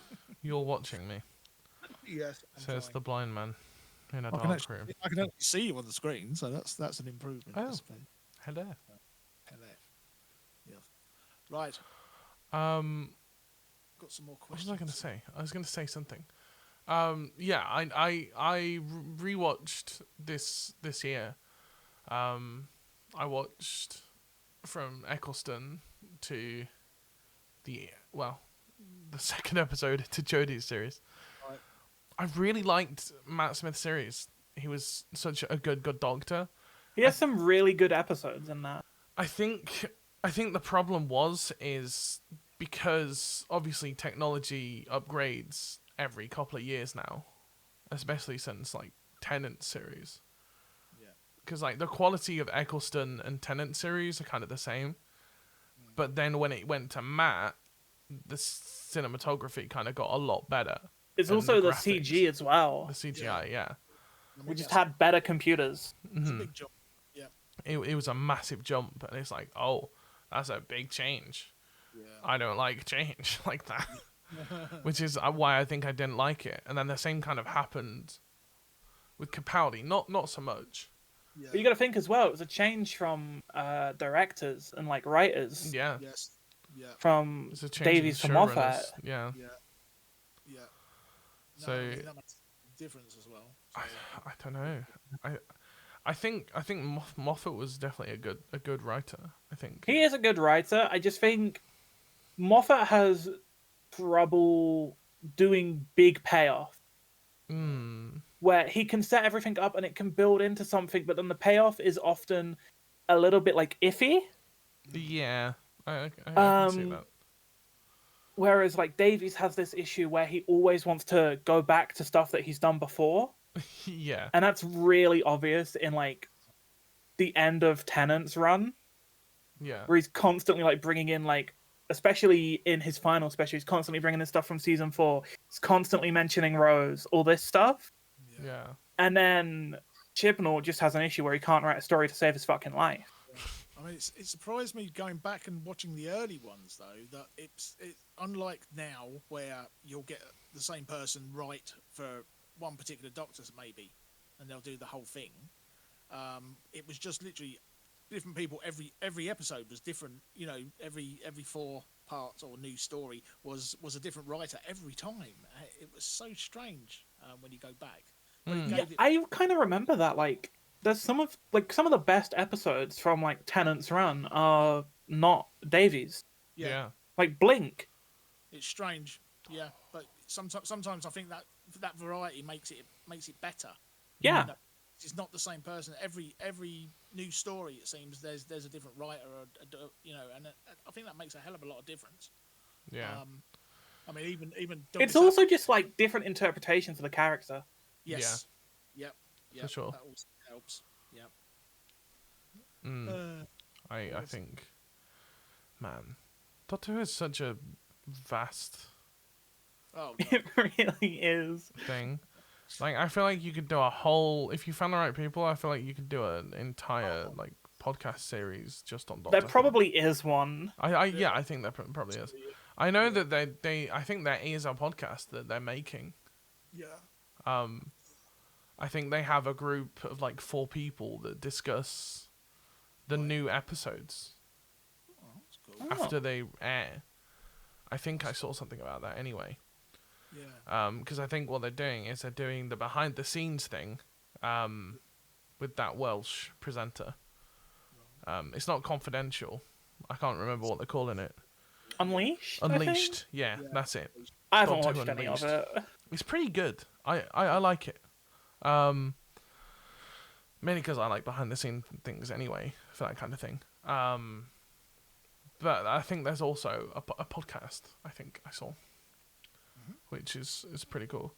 But yeah, if you get time, you should definitely have a look at the Unleashed stuff, because it goes into like the background of how they made like the meep and everything, and it's super cool.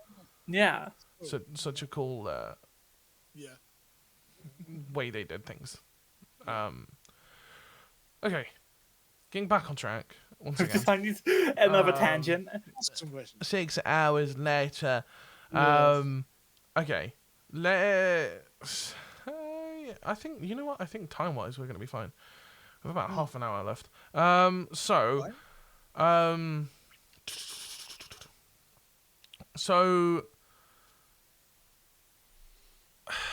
have you ever done music in? I guess you've only started recently, but have you ever like been in a band or played live at all? I have back in college. That's like the whole reason I went to college for music was for performance. Gotcha. So, like, I was there for, I think I did like 2 years. Like my 3rd year there was COVID, Gotcha. so no gigs. But for those first 2 years, we were doing gigs and we were doing all sorts of stuff. It's a lot of fun. Nice. I think it's so much fun.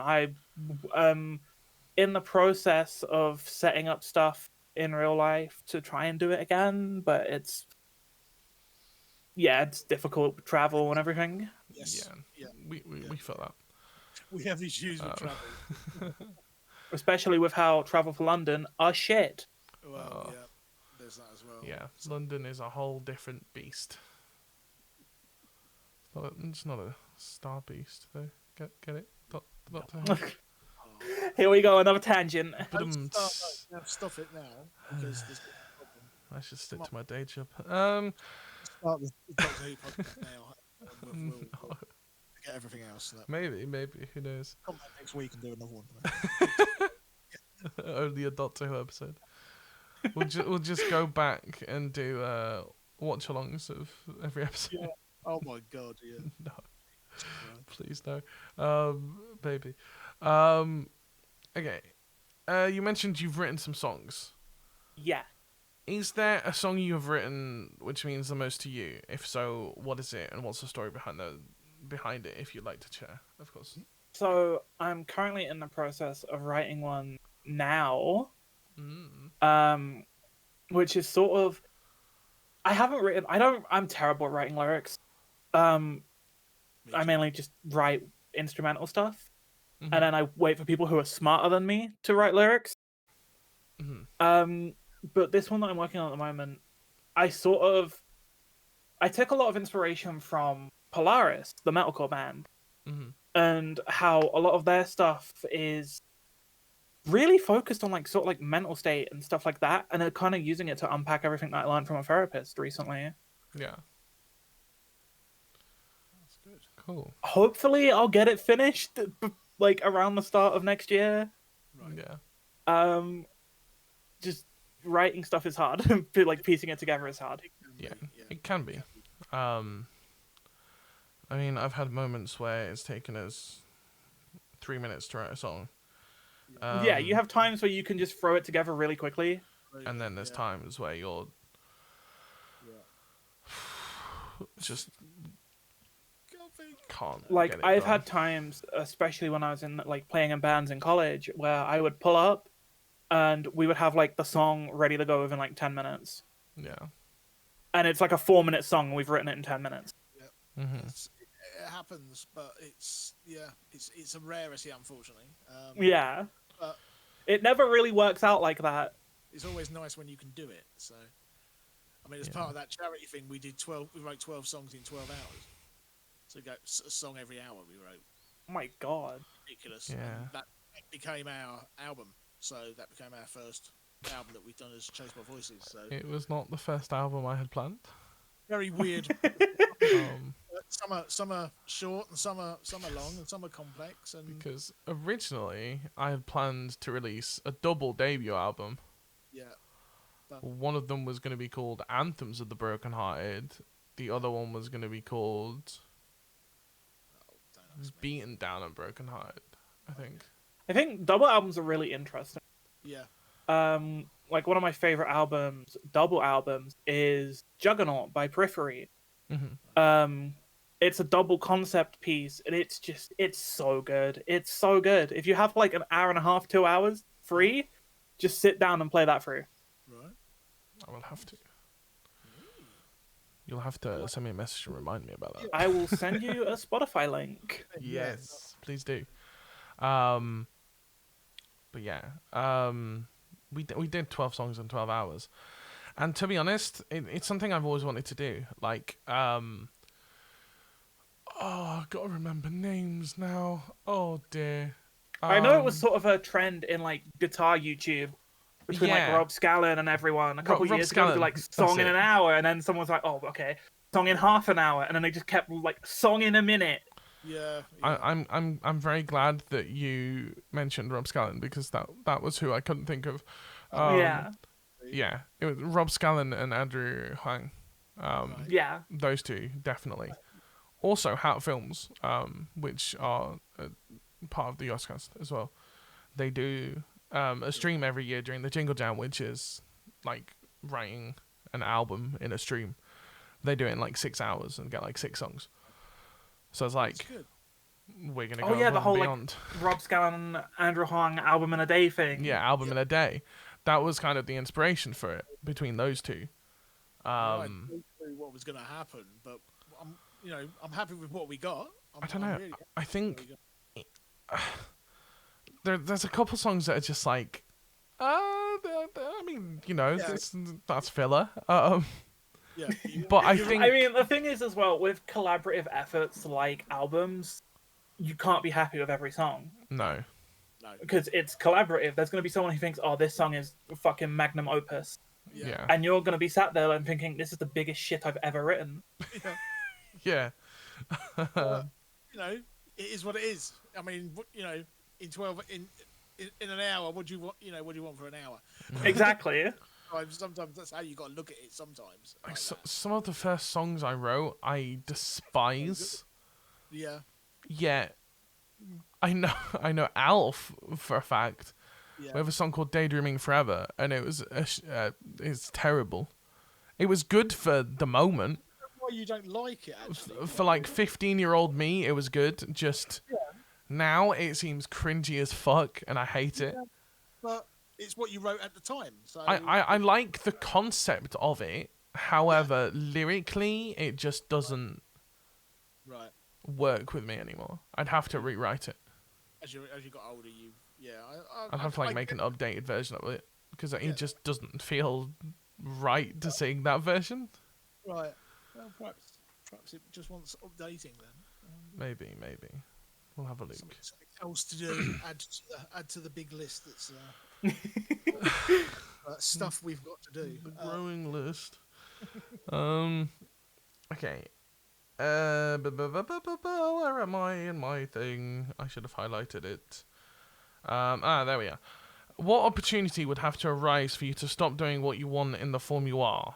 Be it getting signed to a label and touring, or being in a band, being brought on by a bigger content team, or an esports org, or something like that? So, for me, I don't think there's this whole thing of like corporate and indie VTubers in the space. Yes. Where I'm like what you would call an indie VTuber, and like a lot of my friends are indie because we've had these friends for years and we kind of just bring them on to like play games and talk shit. Yeah. And then corporate ones, you aren't allowed to have your your outside friends or personality bleed into being a corporate VTuber. Right.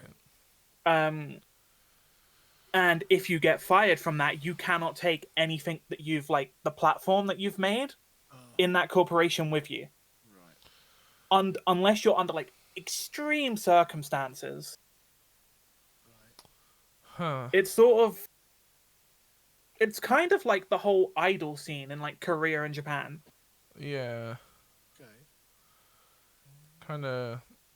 It's kind of record So if I label-esque was to in a way. If I was to get signed to like I won't say like V-Shoujo because they're pretty good at like letting you just kind of do your own thing. So like HoloLive, they're one of the biggest corporates in the world. They have teams in like Indonesia, they have English teams, they have Japanese teams, Indonesian teams, all sorts. They're all over the world. Yeah. If I was to be approached by someone from there, I wouldn't be able to like be this anymore. Yeah. I'd be a completely different character. Right. And I'd have to put a character on. Yeah.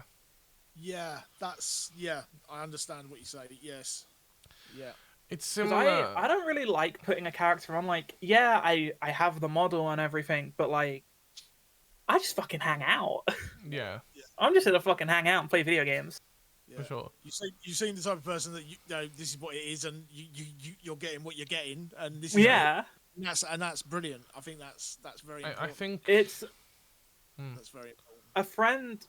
My friend Vivi said to me, like, when she first started doing the VTuber stuff, was like, I could either get ready and like have makeup and have my room clean and all this shit every day to be a webcam stream, or I could do this. Yeah.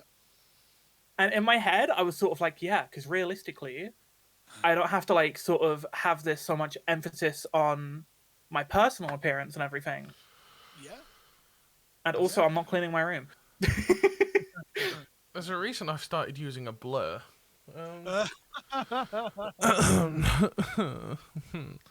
There's a reason that drum cam on stream blocks my table. And also, it's a lot of fun to just have like models with all these different toggles. And I was showing you earlier before we started. I have like I can pull in a guitar and like a microphone and like a bunch of shit like that. So cool. awesome. I think it is really awesome. That's a cool design on the microphone as It's well. a lot of fun. To have something different. It's a big thing now. Obviously, you know, if you wanna do it, then having something that no one else is doing It's also something for like, you have people who like lurkers, like they see that and they're like, oh, that's cool. I'm gonna come and like we'll see that. Yeah. Instead of having like nothing and just having gameplay or whatever. Yeah. It makes it more visually interesting, I guess. Yeah, definitely. Definitely. I think it's great. It's awesome. I really like it. Like the idea of it. Yeah. Yeah. It's kind of what you said kind of reminds me of something like if you were to go on something like Britain's Got Talent or The Voice or something and you get logged into a contract that's like, yes. oh yeah, you have to sign all of your social rights away and you have to get permission to post on socials. Yeah, it's very much stuff like that. And you have to ask permission to like play certain games or whatever. Yeah. And you can have like your management be like, no, you can't play that game. That takes the fun away from it. So It's like, man, I just want to fucking play Fortnite. And your manager could be like, no, you can't play Fortnite. You gotta go play Minecraft. Well, there you are. You see. Yeah, I think that's why. I don't know. That's why when people have always come into streams and have been like, "Oh yeah, you should go on Britain's Got Talent and stuff," I'm like, I'd rather keep the rights to my songs. Yeah, it's creative freedom. I'd rather keep my creative freedom and be me. Yeah. No. Rather than be forced to, like, take one direction. For example, they're a great example of once they got out of, I guess not kind of out of that contract, but the longer they went, the more, I don't know, I guess normal their music sounded. Yeah. Like the earlier stuff It is was very also, much... they were kids. Like, they were I kids guess when that's they got true signed too, as yeah. well. Yeah. They were like Absolutely. 17, 18. Yeah. I do forget that they were 17, 18, so that is kind of, I guess, what they wanted to write about, I guess. Yeah. Like, I'm pretty sure as well, like, 17, 18, they must have been, like, just 18 when they got signed fully. Yeah. Half of them probably didn't even they didn't even read the full contract, most likely. Yeah, probably not. They were just like, yeah, we're making money and we're making music. This is fucking awesome, dude. Oh, yeah, this is cool, yeah. Unfortunately, that doesn't help you in the long term. No. If you don't. And then you get locked into a contract that's, like, full of little small print, and it's like, actually, you're locked in this for, like, the next 17 years. Good luck. It's not a good thing. You have to There you go, fulfill, everyone's like... got to do what they got to do. So You have to You gotta fulfill 5 albums. 5 albums that are all written about the same thing in... And you can't different write them. We'll ways. have people write them for you. You just gotta come into the studio and sing it. Yeah, we'll have ghostwriters for you and everything. Yeah. No, that's not. Like, yeah, sure. Ghostwriters are okay. I feel if they're a person that they just don't want it to be known that they wrote the song, that's fine. But in that situation, oh boy. I'm very big on, like, the whole collaborative effort for music. Yeah. So I feel like if there's a ghostwriter involved, it sort of has to be a back and forth. Like, if I was to work with a ghostwriter, I would have to be able to put my own ideas in as well. Yes. Yeah. I've written songs with people, and I don't know. Yeah, I feel like, especially if it's gonna be released under, like, my thing, I guess. Yeah. I don't know. You always have to have a foot in there, I guess. Yeah, like, if it's gonna have my name on it, then Yeah. Final say as such, I think. If you're gonna be a part of whatever that song is going to be, whatever that message is, then you want to make sure it lines up with you as well. exactly. And you get across what you want to get across as well. Yes. I do think that's important. Speaking of which, we are also looking for music collaborations this year. So Just throwing that out there, yeah. Just throwing that out there. Pretty much anything. Collaborations of any manner. As much as you want to do, at the end of the day, if there's something you can do and help, it would be awesome. So yeah, we should schedule a like Fortnite stream at some point. True, that'd be fun. there we go. Okay. Where were we? So on that topic, if you're given the opportunity to have your own studio separate from where you are currently, where you currently stream, would that help or hinder you? I think it could be a help because the whole work-life balance idea of it. Yeah. You don't want to shit where you eat. Yeah. And that was like an issue for me for like all of like school and stuff. Like I don't want to do schoolwork where I sleep. Right. Yeah. So it could. I know there's a lot of people in that sort of mind as well. Where it's like if I'm at home, it's for like sleeping, and if I'm at work, it's for working. Yeah. You can separate it a little bit easier, I think. Yeah. Being in it helps with that mental separation. Yeah. Definitely. I mean, if someone came up to me and was like, "Hey, do you want a studio?" I'd be like, "Yeah, sure." Yeah, I'll take that. Yeah. For free, right? Yeah. Of course. I'd take that any day of the week. Right. It's a weird one considering you've only been content creating for a few years, but you could just look at it as an overall life perspective, I guess. Yeah. Where did you see yourself 5 years ago? Not doing this. 5 years ago, I would have been starting college. I would have been finishing secondary school, starting college. Yeah. And I would have seen myself just doing, like, trying to make a living from music, maybe, I guess. Mm-hmm. Right. Maybe in a band, maybe doing, like, some production stuff or whatever. Yeah. Cool. 5 years ago, this was not on the cards, like, at all. Uh-huh. For sure. But then COVID happened, and that kind of, yeah. Pushed you that way, and yeah. Kind of. And I'm glad it did. I'm Yes. glad it did. Yeah. I mean, if you're happy, you seem to be very happy doing what you're doing. Oh, So- yeah. So Clap, clap your hands. balance. Sorry. You've got a good balance of what's going on. So that's a big thing, isn't it? Like, I'm very glad that, like, this is where I've ended up and this is what I'm doing at the moment. Because it's so much fun. It's so much fun. Yeah. Good. I don't know. I think we're having the most fun we've ever had too. Yeah. Like, Yeah. yes, what we're doing is a lot of work. Yeah. But being able to see the side effects of that hard work finally coming to tuition and kind of at the same time, it's like, it's worth putting in the work. Yeah. Is that progression to get to where you want to be and what you would like to do at the end of the day. Yeah. Like, later this month, we have 3 podcasts to record within 3 days. The first one is at 10 p.m. The next day is at 2 p.m., I think. Yeah.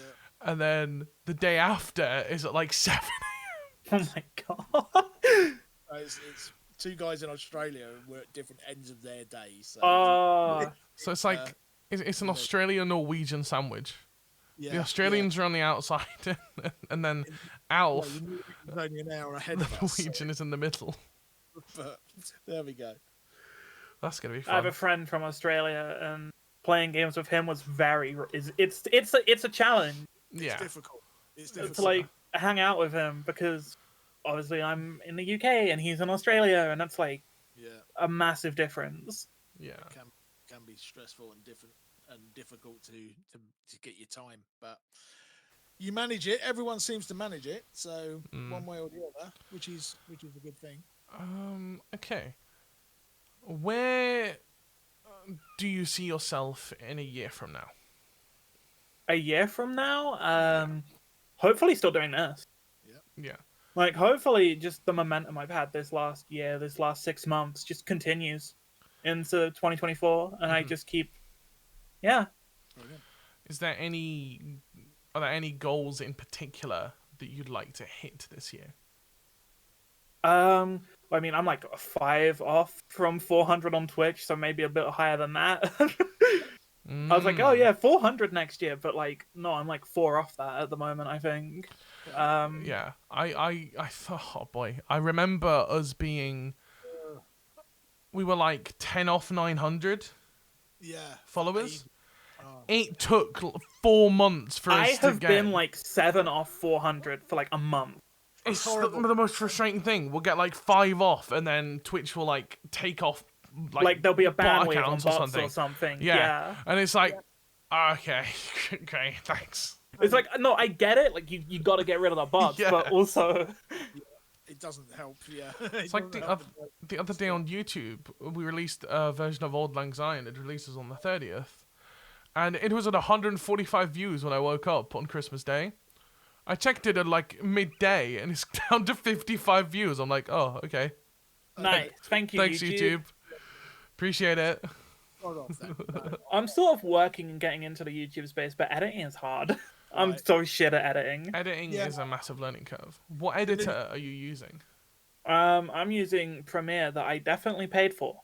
Right. DaVinci Resolve is a great one. It's free. There's a free version of it. I will which is what check I that use. out. And it's It's for, so good. the little bits extra that you would have to pay for. You don't necessarily need those. And You find it easy, don't you? there are sites that you can pay. I think I paid £50 for 1 month, and I went through it. I just downloaded a bunch of shit that I might need. Yeah, I know. There's It's worth especially doing for that. like VST plugins for Yes. music stuff. There's websites where it's just you pay like £18 a month, and then here's a list of VSTs you can download. Yeah, Yeah. you just go through it and take it. You know, I've done that with VSTs and just downloaded everything that I could Yeah, get in that space of time, and like, okay, that's me done for another couple of years, and then I mean, and like a couple years time, you pay like the entry fee again. Yeah. I probably See never what did new anything's stuff new. they've got. it's ridiculous, really. I've got DVDs and CDs with software on and stuff that I downloaded over. God, my PC doesn't even have a disk drive on it. It's ridiculous what there is. Yeah, no, I've still got one. My with, new one doesn't. a drive in, just to be on the safe side. So I always try and keep one that's got a disc, so I can use stuff if I ever needed to. I really do need to. I've got enough hard drives and knocking around that I could just transfer everything across, I suppose, by now. But it's something I haven't done. I digitally did all my music. I took all my CDs and stuff and put it on. Yeah, But I never did it with software. So it's might like, be worth doing that. worst comes to the worst, I can always download the bloody thing again. So I suppose. Yeah, True. You know, True. or you'll find something better anyway. So in the long term. Yeah, DaVinci is such a great piece of software. It has the regular editor that you'd normally have, like cutting and whatnot, different volumes. Then there's a whole fusion thing, which you can make animations and shit in it. I'll have to try it out. You can make stingers and stuff, transitions. Then there's a whole color grading thing in it as well, built in for free. Because I think my last video this year or first video of next year is gonna be about the Dragon Ball tournament that we did at the start of the month. Yeah. Cool. I just need to get around to making it because I have like 4 hours of footage and I have no idea what to do with it. Yeah. Like, I've gone through it and there's moments, but I'm like, is it actually like worthy? Right. Yeah, I think something like that. If you especially want to do it again in the future, Yeah. putting it out there. It's always Yeah. worth it. Yep. So it's a good idea. Yeah, I feel you on that. I have a good 130 hours of content to edit.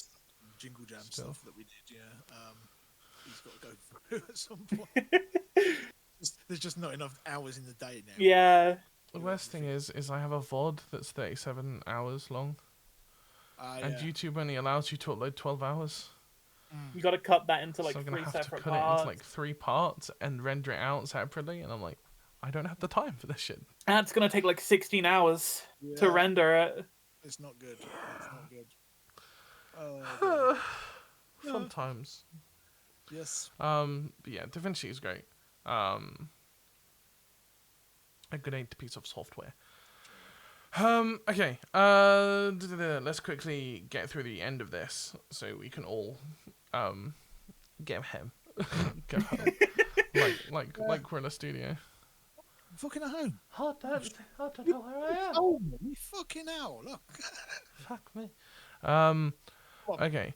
What piece of advice do you think has helped you the most? That's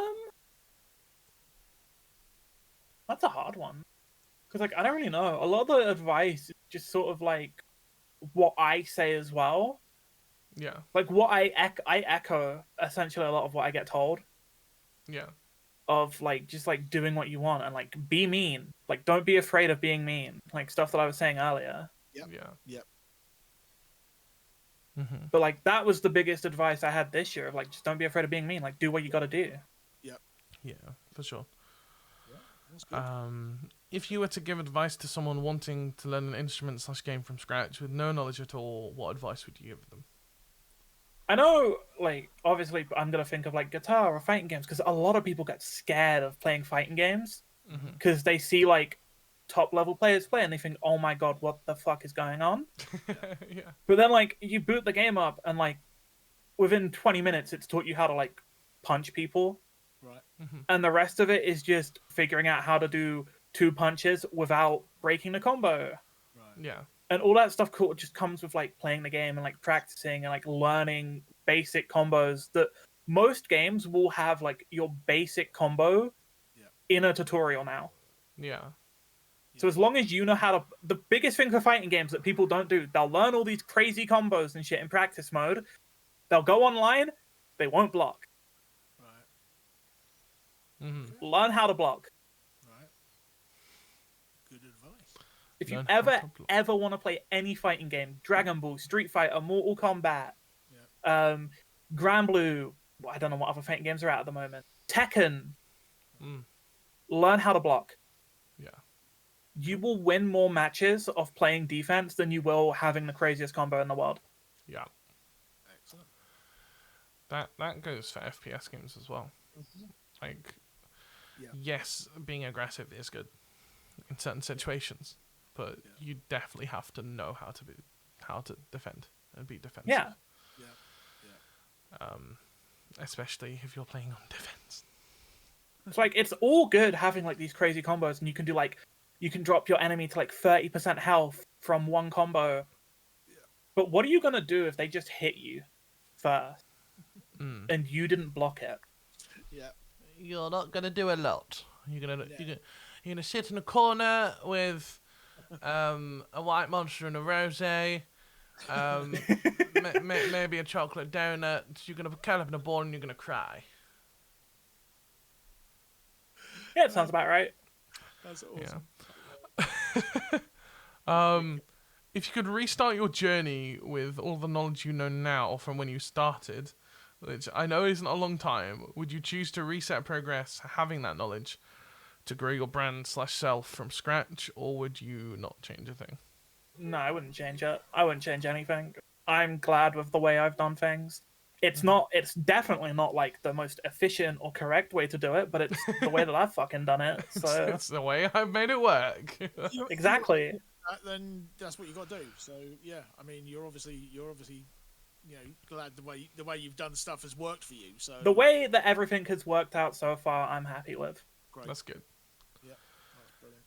And considering you're just at the start of your content journey, to be in that mindset and to kind of already be able to stand your ground with viewers and stuff, I think I don't know. I think you can go far. I think you're gonna do well.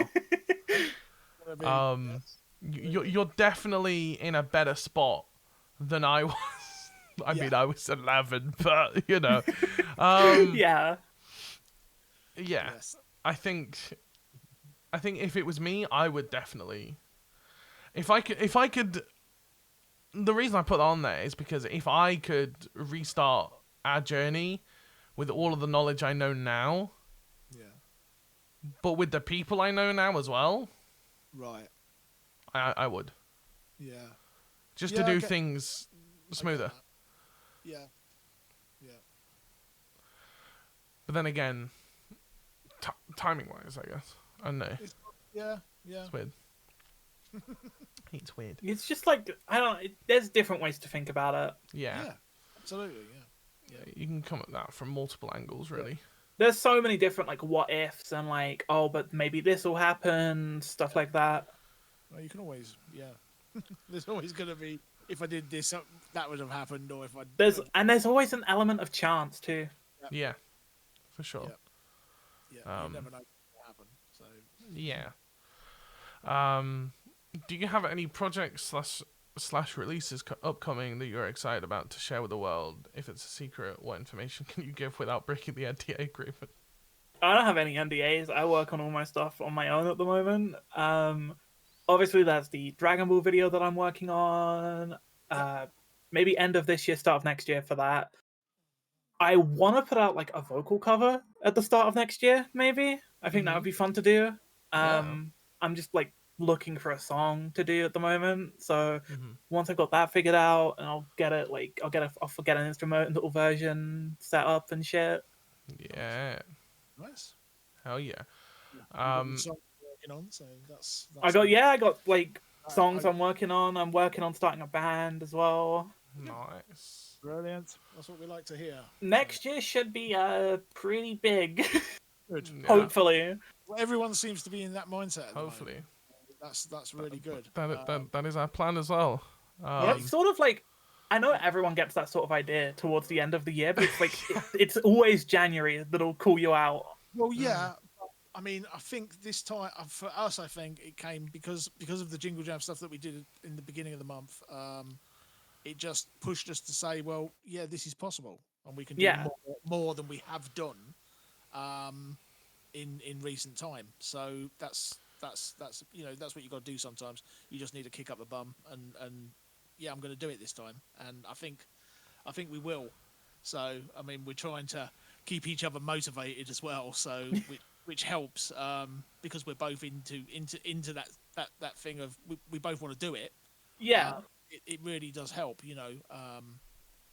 Even with the age difference, I'm so enthusiastic about what plans he's got and what he wants to do, and I just want I love being involved in it. It's brilliant for me. I mean, I never thought I'd play drum in a band at fucking 58. It's ridiculous. I mean, it's just a bit of fun as well, It keeps me my brain going. It keeps me young, so it gives me interest. 100%. And I meet people as well. So I mean, I've met you today, and that's fantastic. I've learned some stuff today as well about how you do your videos and stuff. It's a brilliant fucking idea. It's absolutely brilliant. I would never have thought to have done that. It's like brilliant solution. I mean, honestly, having you on this episode is kind of I don't know. It's kind of a tester for us to see if we can talk to someone that we don't know and have a decent conversation with them and learn about what they do. Yeah. I don't know. I feel like I've learned more about where you've come from and who you are than I would have done if we were to just get introduced regularly. Yeah, normally. no, absolutely. I will say as well, for like the history of VTubers, I think it goes back to like Vocaloid, like Hatsune Miku, stuff like that from like the early 2000s. Yeah. Like that's sort of where the idea kind of starts. Okay. Mm-hmm. When Carl said about it and he said it's VTuber, I was like, what's that then? I haven't got a clue. What? never heard of it. And it's like, okay. And he explained it to me. And it's like, yeah, that's really a good idea. I've seen people use puppets and stuff to do stuff. Yeah. And I always found that fascinating that people do that. And there's loads of people with like really interesting designs as well, and like concepts for like their character and stuff. Yeah, that's really good. It's a very interesting. Like that's one of my favorite parts about it is just seeing like everyone has different takes on like what other people can do and what their character is and like what they want to do with their own content and shit. It's really fucking cool. Yeah. I like it.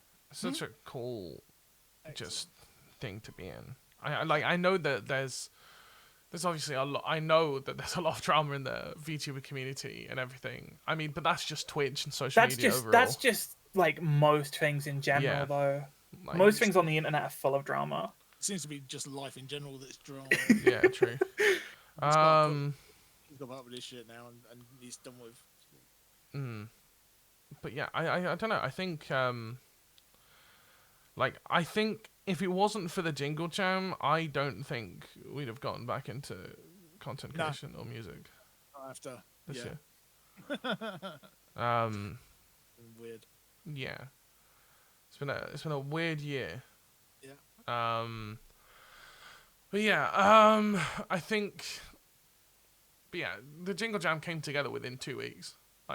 2 weeks before, I realized, oh shit, it's the Jingle Jam in 2 weeks. Are they doing the thing where creators can join? And I was like, oh, they are. So, having not streamed for a year, I didn't expect any of my mods to reply.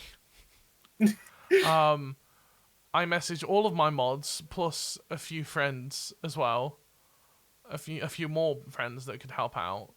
Everyone replied within 6 hours, and I was like, "Holy shit!" I have a response from that's Alf. great. That's great. And that gave you hope. Then it's like, yeah, okay, if that happened, then we can do whatever. I don't think I'd have worked as hard on everything preparing for the Jingle Jam if it hadn't been. And still, I would have done things completely differently. Yeah. Even in like a month's difference, I would have done things differently. I mean, yeah, because obviously you would have learned things through doing that, and you think, okay, I could change this and whatever, but... Yeah. 100%. But that's just growing and learning. And then the next time, you can do it even better and bigger. Bigger and better. Yeah. That's it. Which hopefully we could do. I mean, there's plans for the Valorant tournament already a year before. I mean, that was an idea I came up with during the Jingle Jam as well. Yeah. Like, what if we done this, or we could do this? Yeah, that's it. Okay. Ow. Slowly wrapping up. Well, quickly wrapping up, I guess, kind of. If you could give advice to a new streamer, content creator, musician who struggles with their mental health, what advice would you give them to help keep their mental in check whilst learning a whole new set of skills? I think the biggest thing with stuff like this, or like learning an instrument, or like doing streaming or whatever, is to just do it. Just put yourself in there. Yep. Yeah. One of the biggest things as well is I used to have terrible stage fright, and then still suffer from it. Yeah. I did drama for like one of my GCSEs, and what I learned through there is like I'm playing a character. So I was like, oh yeah, I can just be a character, and then the stage fright's gone because I'm not actually like, it's not me, it's the character. Yeah. And that also helps a lot when I started to do gigs when I was in college, and it sort of gets you out of your comfort zone, and you can be like, yeah, this is actually really fucking cool. Yeah. That's good. And this is like a ton of fun to actually do. What you're doing. Yeah, I like that. Just throw yourself into it. I think you just gotta put yourself out there. Yeah, definitely. And it's terrifying to do, but you just gotta try. Yeah, but you gotta do it. It's one of the most terrifying things in the world. Yeah, exactly. I mean, if you don't try, though, you'll never know. So that's the thing. It's like if you do something new, like we started doing podcasts and everything, and just new things, and it's like, are people gonna watch it? It's terrifying. Like even now, it's terrifying, and I've been doing this nearly 10 years. Yeah, but try stuff. Always got to try stuff. But I think the thing is with music and everything is I feel like if over time you don't get terrified with something you're doing, like if you were to release an album, if you're not shitting yourself the entire time, or like every time we do an album release stream or a single release stream or a big like long stream, I'm like, shit, are people gonna show up? Shit. And I'm like, if you schedule it and you put it out there and you make it known of when it's happening, people will show up. Yeah. Again, even if it's 2 people. Yeah. That's two people, and you've just like that's two people that you're fucking like entertaining or like hanging out with or whatever. Yeah, Definitely. 100%. And those people then could become more than just people that watch that stream. Yeah, Exactly. like They could become your best friends or do stuff for Exactly. you. It's awesome. on the topic. You get something else out of it. It's brilliant. On the topic of advice, I think what I would say to streamers that are new or just any size, use call to actions to your advantage. Like, turn around and be like, oh yeah, share the stream on socials and share it with your friends and family. Yeah. Like, if you use clear and concise call to actions, especially if you can get like some form of like graphic made for it as well. Yeah. Or even like a little animation that pops up on stream. Yeah, with all the info on or something. Yeah, that's Cool. Yeah, Makes it cool. Be different. Yeah. it makes it. Yeah, again, it's that different. Look, something different. Like, It's also just have fun with it. Just Yeah. have fun. Definitely. have fun. Don't like stress. over stress it. Just like yeah. Like, it's so easy to stress over numbers and everything. And like, yes. I stream with my view count turned off, so I don't even know what my numbers are. Yeah. That's probably a very good. That's a good idea. And that's actually a piece of advice I'd give to everyone. Yeah. Just turn your view count off. Who gives a fuck? Yeah. It doesn't really matter. No, it shouldn't matter. So Don't check your viewer list ever. Oh well, I say that I check my viewer list very regularly, mainly to see if I have any mods active. Like if I'm about to ask a mod to do a command, and they're like, and there's no You one gotta here, you I'm gotta like, oh, actually shit. have a mod. I'm like, oh shit, all right, I gotta do it myself. I think checking the viewer list is fine. It's just in like OBS, you have the little view count as well next to like the recent follows or whatever. right. Turn that shit off. Yeah. Yeah. Yeah, Probably doesn't work to do that. No. yeah. I think. Yeah. Like if you take anything from me today, like if anyone wants to take anything that I've said today, turn off your fucking viewer count. There you go. There you go. That's number one advice. That's number Yep. one advice. Yeah, is turn your fucking view account off. Turn your fucking viewer count off. You don't need it. Don't worry about it. That's it. That. True. It's only a number. It's only a number. Exactly. That's it. But yeah, and on the thing of that as well is, yes, it's a lot easier to have. It's a lot easier to flow through a stream, especially if you're playing solo. To have an active chat and have people talk with you and engage with you. But just constantly talk about what you're doing. Like, even if you're going into focus mode, just saying, I'm going into focus mode. Even if it's just staring at the screen, you know? Yeah. I think if you can have a good mix between being entertaining, especially if you have knowledge about the game, if you can give tips and everything, that's always a nice place to be at with games. Like, I do that with Valorant. Even halfway Yeah. through a comp, I'm like, oh yeah, this is a cool tip. If I have a couple seconds. Like, engage with chat when you can. And appreciate lurkers. Lurkers make up probably, like, I want to say 80% of Twitch streams. Like, even big streams, yes, there's a lot of people chatting. However, there's a lot more people lurking. There is a lot more people who are just like they've got it on as like background noise or something. Yeah, people They're are just working fucking and hanging lurking, out. and that's fine. Or gaming. Or they and got it on lurking. the second monitor. Yeah.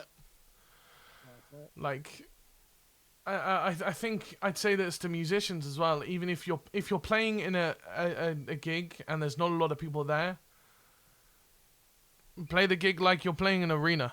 Like, picture your favorite band playing at your favorite festival. Take like Bring the Horizon a Download, or I don't know, fucking who's played Glastonbury? Fucking I don't know, fucking Coldplay at Glastonbury or some shit, for example. Just play everything like it's your last gig. Yes. Yeah. Play every song like it's your last song. Yeah. That's good advice. Yeah. And like stream like it's your last stream. Talk like there's thousands of people in there. It's I'm just good at yapping. Yep. Yeah. That's good. I just be That's yapping, bro. great to be, especially for a streamer. If you can just gotta fucking yap. talk and talk and talk about random shit, talk about the random shit. Talk about what you had for breakfast. Talk about that It's like, story about dude, the dog that Me shat on the doing side of the this road. soul level 1 run, I got to a boss that was like pretty difficult. I was fighting it for like 3 hours. I had like 3 hours worth of attempts going in. The attempt where I killed this boss, I'm just talking about I'm talking to someone in my chat about fucking Fortnite Festival. Yeah. And then the boss dies, and I'm like, wait, I'm talking about Fortnite in the kill. God damn it. Oh, no, that's no. It's just like when you don't think about it, you do it properly. Yeah. Like when you're learning a song and you don't think about it, and you just play the solo, and you're like, oh, You're is like, that oh. easy? The fuck? But then you overthink it, and you can't do it, and it's like, oh. Yeah. Definitely, yes. That's when I normally take a break, and then I come back the next day and I play it first time, and I'm like, oh, okay, sick. Yeah. Was that easy? Yeah, okay. Take just like breaks that. as well. Yes. That's something I said yesterday. Well, I say yesterday. 2 weeks ago, technically, to the person listening. You're thinking about it like that. That's really. So this episode we're recording the day after the 2 episodes we recorded with Dark. So yeah, I should really start the podcast with like the recording date or some shit. Yeah. Yeah, this was recorded on. Yes. Yeah. Don't mind. Not to worry. All right. Lastly, is there anything you have to ask us? Oh my god, I had ideas and I've just gone from the top of my head because I've been put on the spot.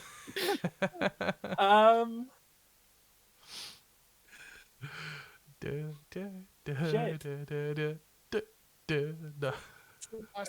of the year. Game of the year? That came out this year. That came out this year. Fuck, I don't think I've played any games that have come out this year. What games have come out this year? What the Still playing Minecraft.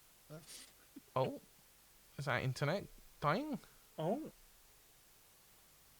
No, I think we're good. Seems okay. Okay, I think it just glitched out for a second. Yeah.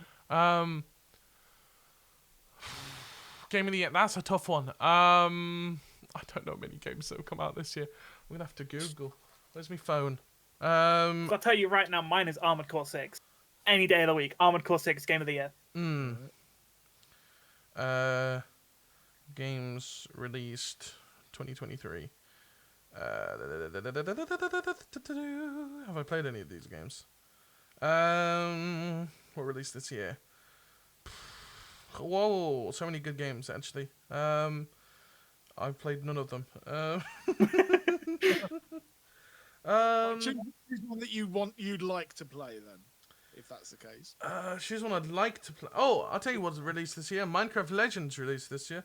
I played a bit of that. I wouldn't say it was Game of the Year though. I don't know. I feel like Game of the Year. I'd go with something like probably something like Resident Evil 4 or something, or like the Zelda game. I think. Or Dead Island 2 as well. Like, my issue with people saying, like, oh, Resident Evil 4 Game of the Year. Bro, it came out in 2007. Or some shit like that. Yeah. It's like a remaster, isn't it? I think. Yeah, a remake. Yeah. I think I'd say... If I had to pick one, I'd probably say... what did I just say? Dead Island 2, I think? Oh yeah, I forgot that came out this year. Yeah, Dead Island 2. Right. I still need to play like Baldur's Gate 3 and like a bunch of other games that came out this year. Oh yeah, I haven't played any of them. I'll get to them. I haven't played Cyberpunk. But then like, I haven't even played like Yakuza Gaiden, but then next year is like Yakuza 8 and the Persona 3 remake and so many games. Final Fantasy 7 remake Part 2. It's ridiculous. So many games. And that's all in like January and February. Yeah.